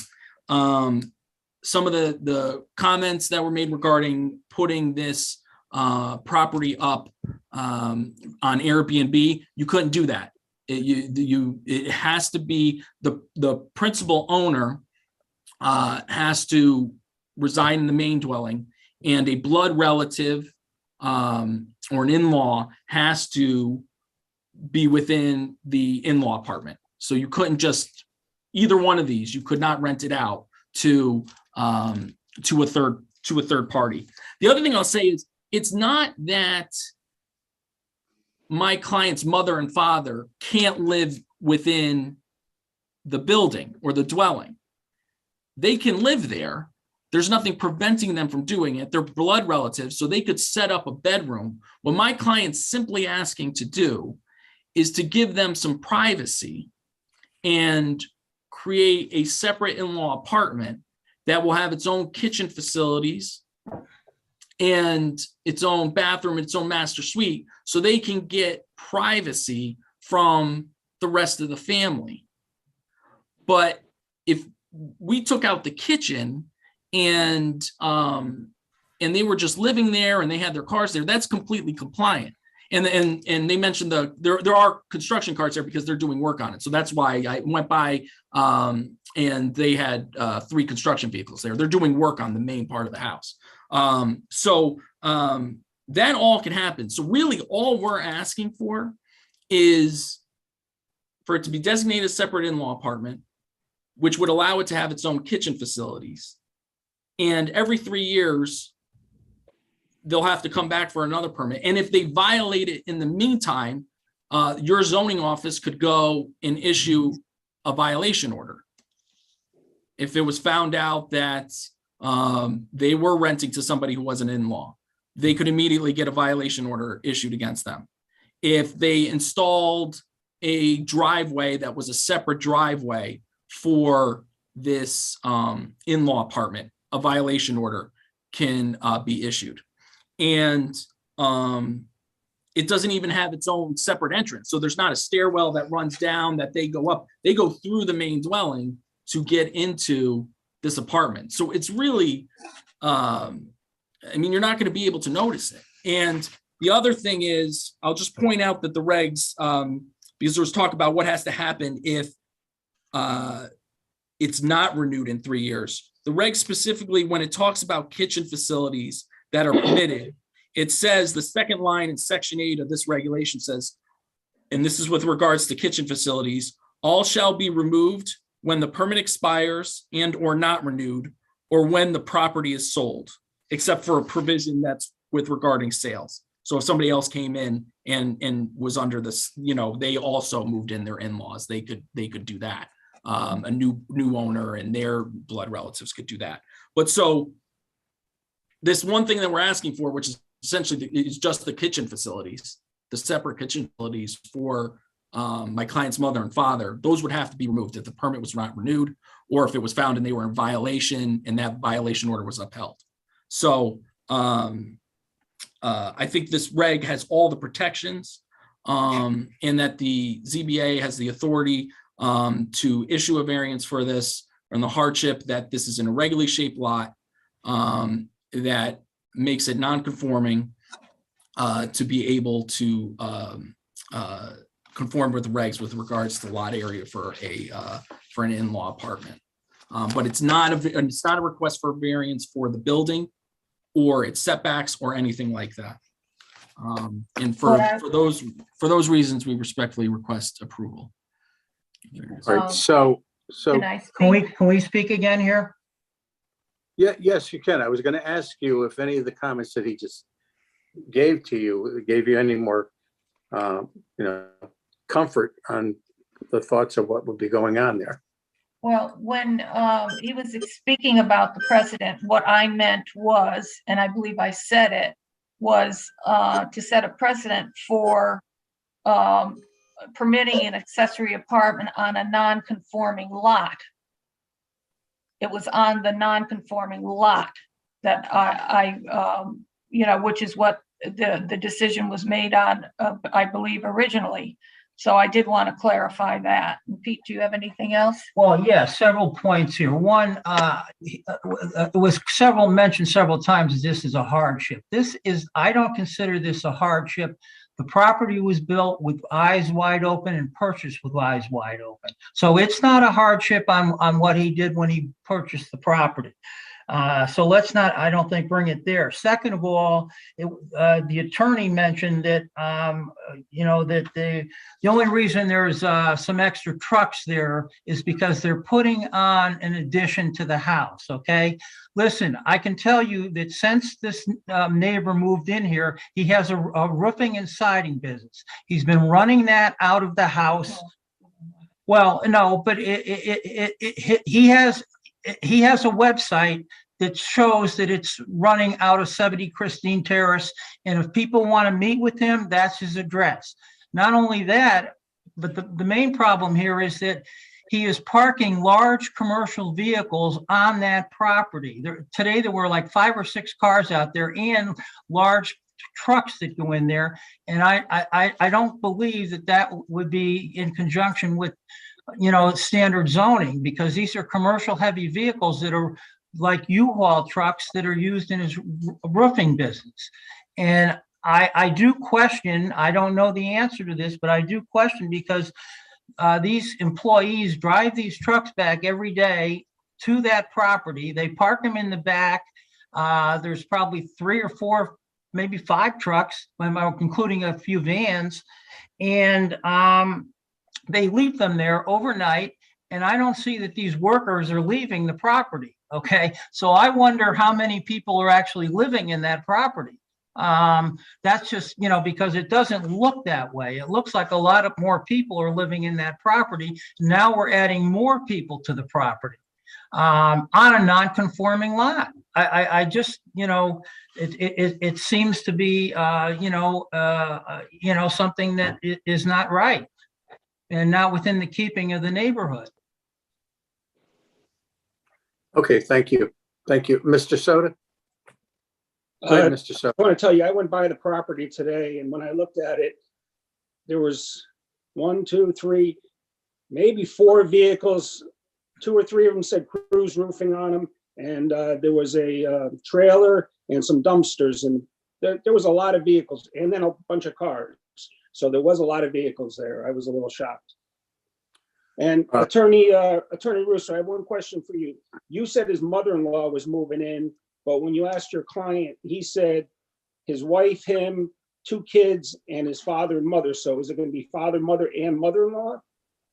No, I think it's just, I misunderstood him. I think it's okay, so the father and mother are moving into the apartment. Father and mother. David, can you confirm that? It's just your father and mother that are moving into? Yeah, we won't be adding any more people to the house. So it's not your mother-in-law.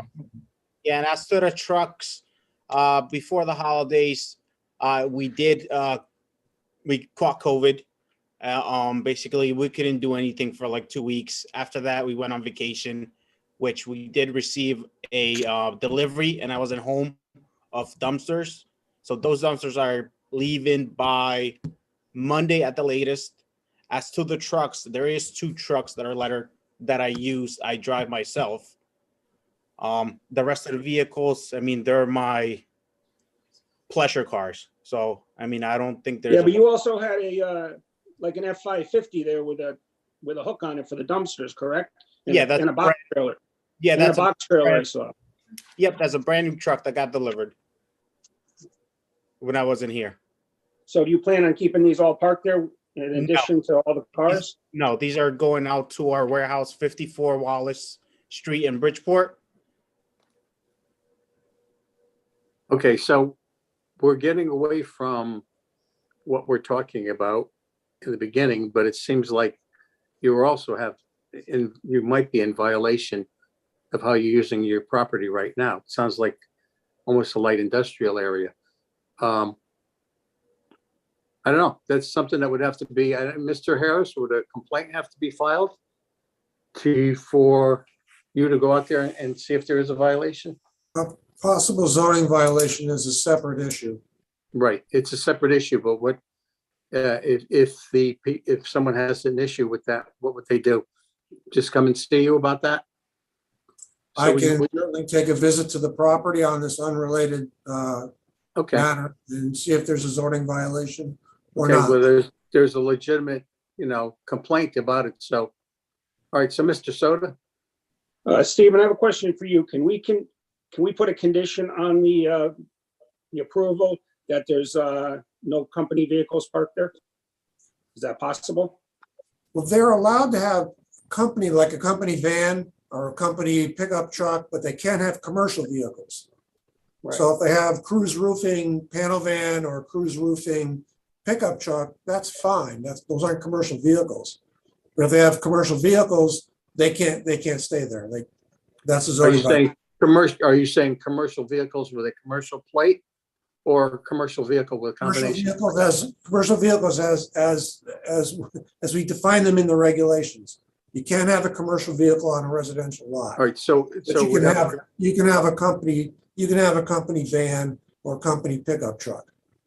that would be, yeah, that would be reasonable, but I imagine any larger commercial vehicle. No, would have- I didn't see any large have one. I just commercial saw, plates. I saw two vans, a trailer and like a pickup truck for dumpsters. Or why would all the dumpsters be there if it seems like they're operating a business out of the property? If you walk into the property, you'll see they're brand new. They're actually still stacked inside each other. Okay. That's a If you like- separate, Mr. Chairman, that's a separate. It is a Well- separate issue. So Well, can I make a point here? you can, go ahead. There are two commercial vehicles that have been parked there every day for the last, year and a half. Okay, the drive in there and Mr. Cruz knows what I'm talking about. They are large vehicles that have pictures of Cruz roofing on them, and they're used in the business. They should not be there. They've been there and they've been there continuously.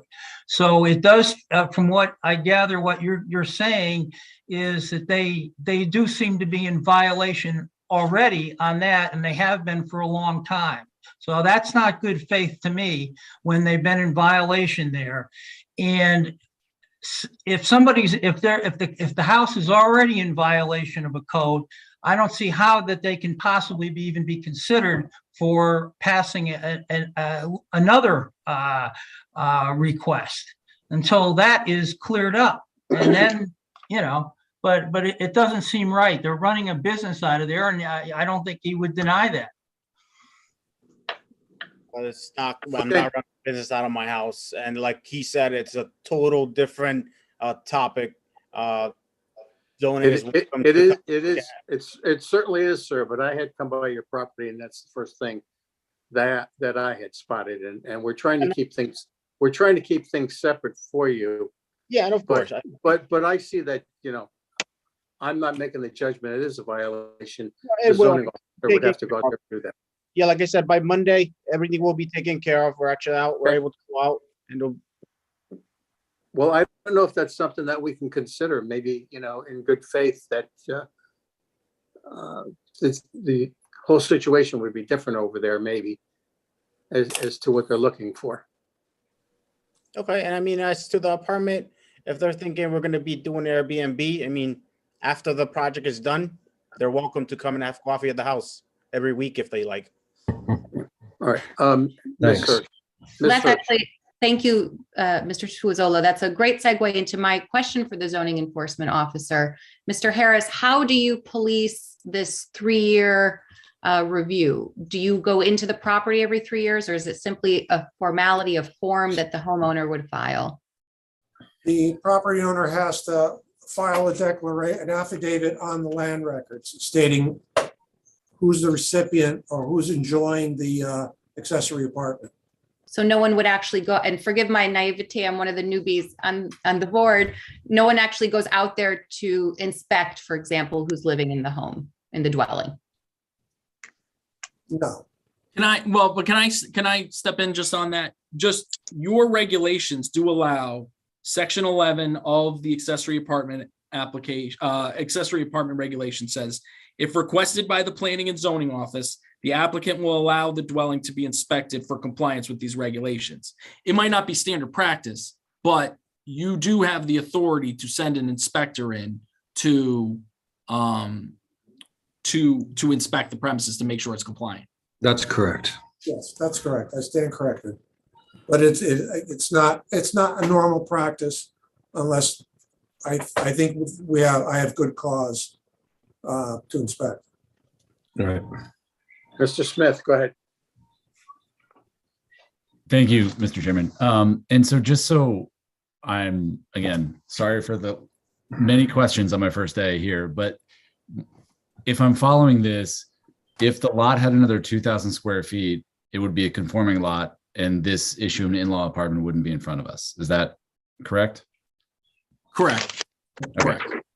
So, and so I guess there are certainly auxiliary questions that are, and other things that will be investigated, but as someone who had the pleasure of having both my mother's father living with my parents for a whole bunch of years when I was in college, and then my father's mother after he passed moved in. If the only reason we're debating this is because it's 2,000 square feet, it seems I'm personally a fan of allowing families to live under the same roof if that works for them and they enjoy it. That's just my 2 cents. And sorry if that was a bit inappropriate and too much personal comment, but That's okay. Thank you. Mr. Soto. Stephen, I have a question for you because I built a few additions for in-laws, and we always kept the stove out because they said by not putting the stove in, it didn't become an accessory apartment. So if they took the stove and the ovens out, everything's legit, right? That's the way I interpret it. Is that how you interpret it? Kitchen. Yeah, what makes it a dwelling unit is the presence of a kitchen and a bathroom combined. So you couldn't have an addition with a bathroom and like a little refreshment area with a refrigerator and a sink?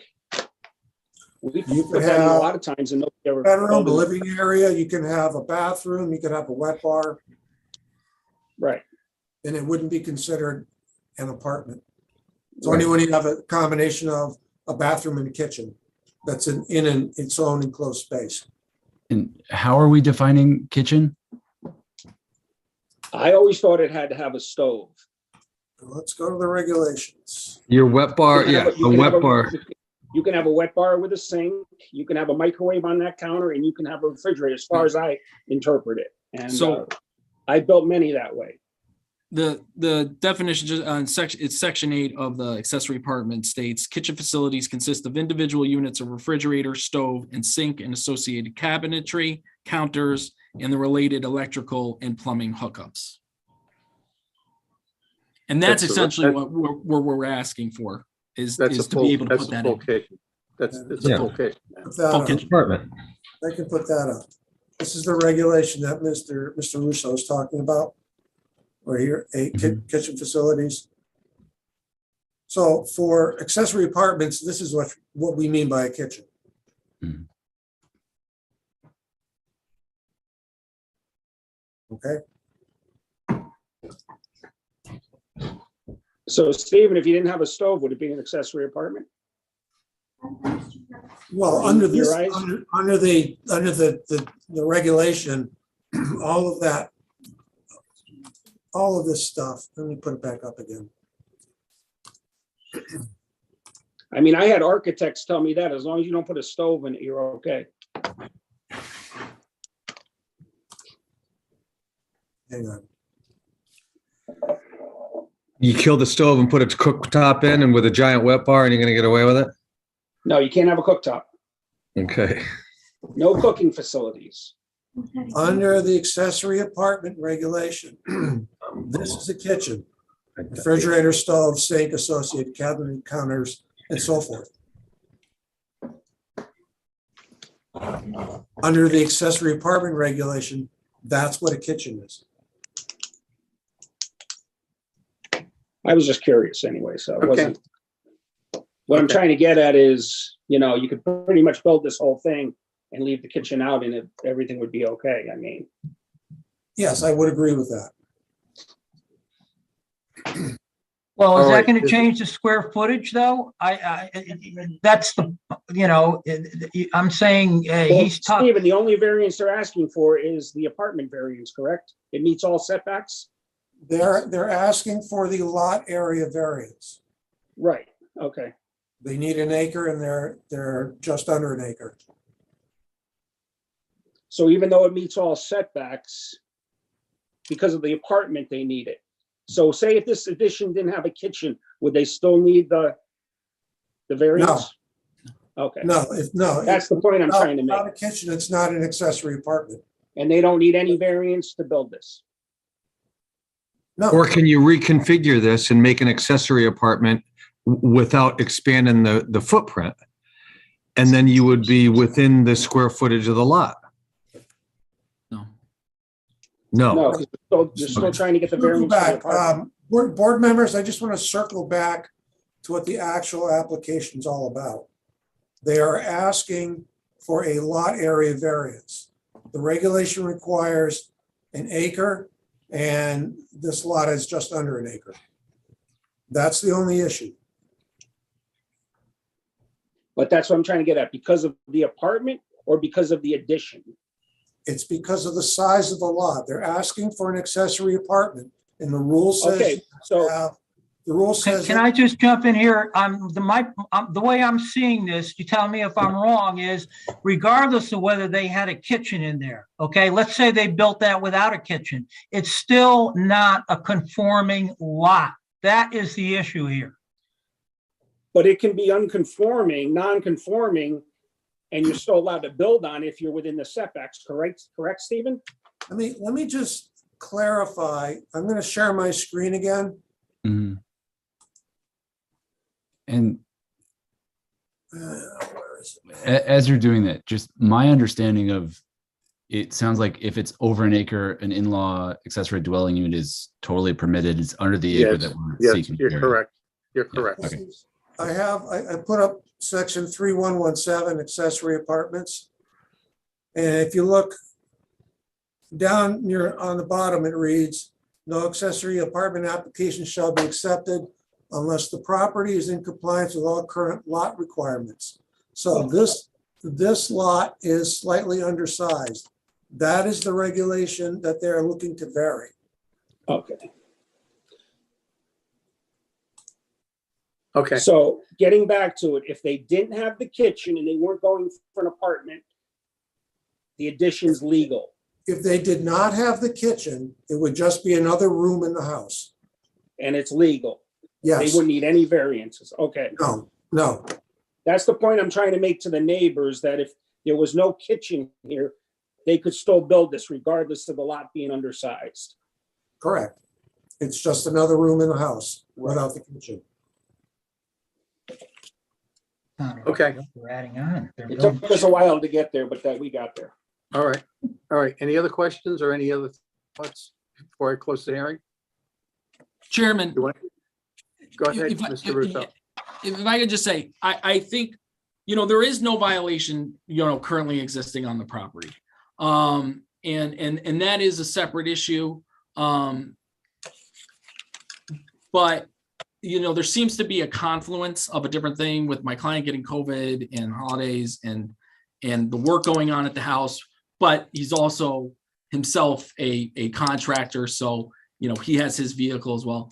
If the board will feel more comfortable, we are, even though it's, it really isn't tied to the variance, and we've made our full presentation on the variance. If it would make the board feel comfortable, if we continued to the next hearing. So, and my client says on Monday that the dumpsters are going and all that thing, if it would make the board feel comfortable, we'd be happy to continue to show you that does in fact happen.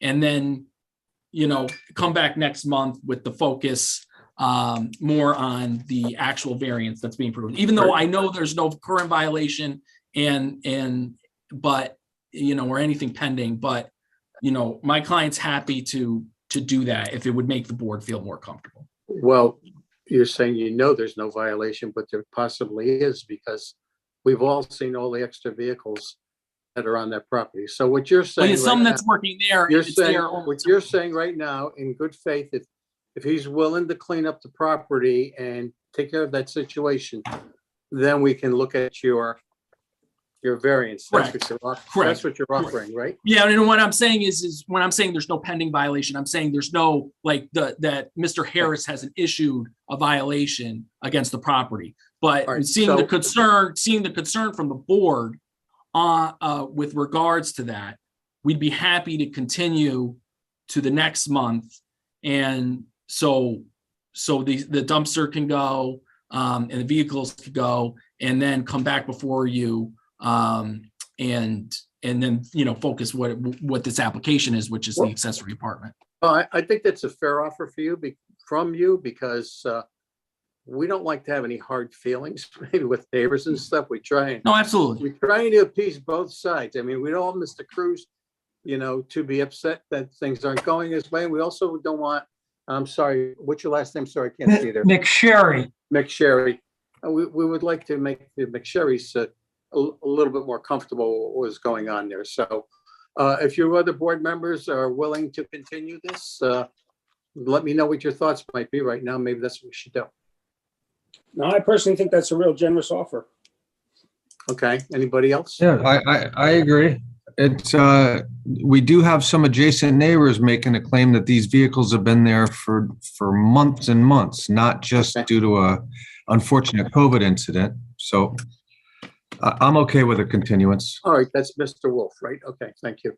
All right, so Mr. Harris, what do we have to do to continue this?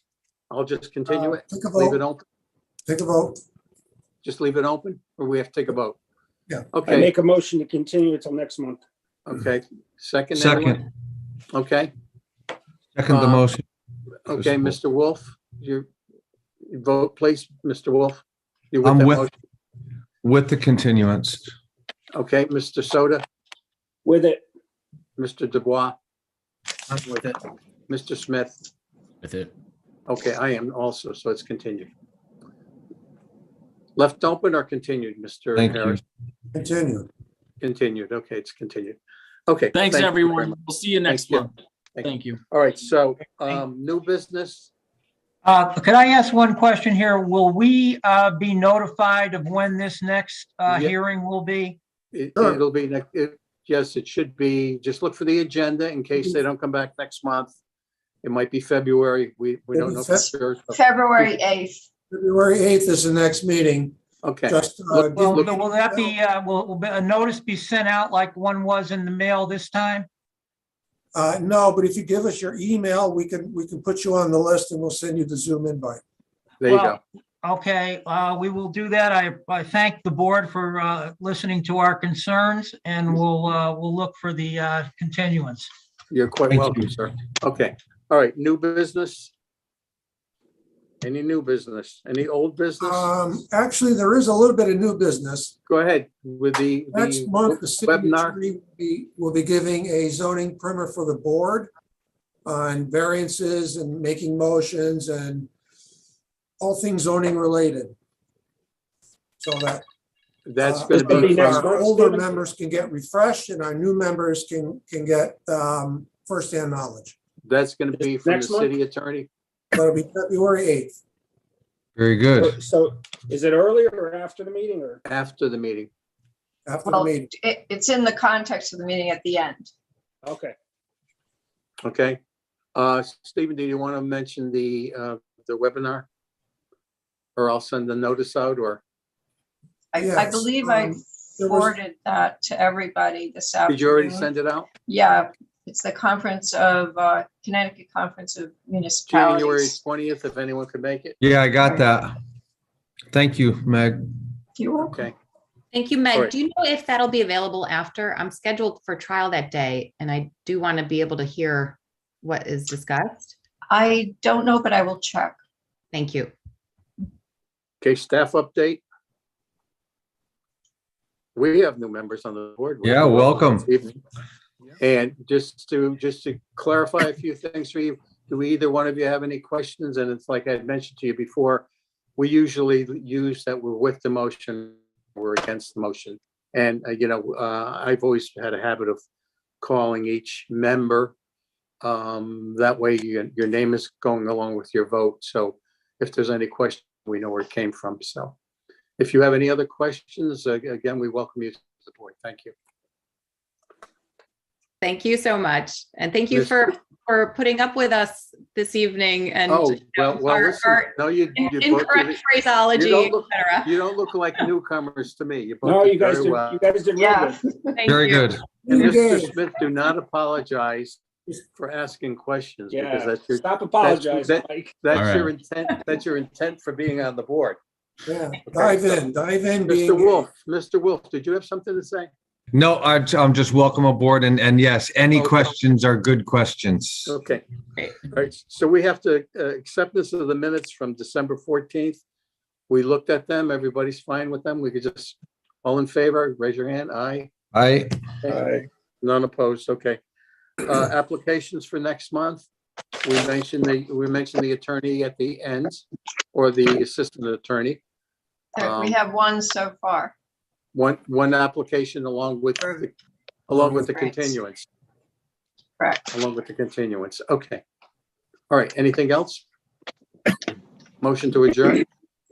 This has been a good evening for Can I me. ask Stephen a Yeah, question? doozy. Stephen, what happens on Governor's Avenue now? Do they actually have to stop construction or can they appeal the appeal? I have no comment until, because the losing side may take an appeal. Oh, okay. You never know. Yeah, they got footings in. They're bumming, Well, that's okay. right? That's not our worry. Right.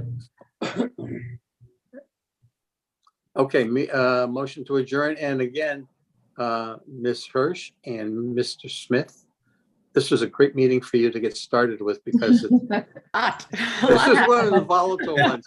We started out with a bang. So You just threw us in the deep end. That's what I feel like. So I haven't anyway. drowned, so I'm happy to be here. All right, motion to adjourn. This Make meeting. a motion to adjourn. Good night, everyone. Thank you for your time. Night, Good night, everybody. folks. Bye-bye. Thank you. Bye. Bye.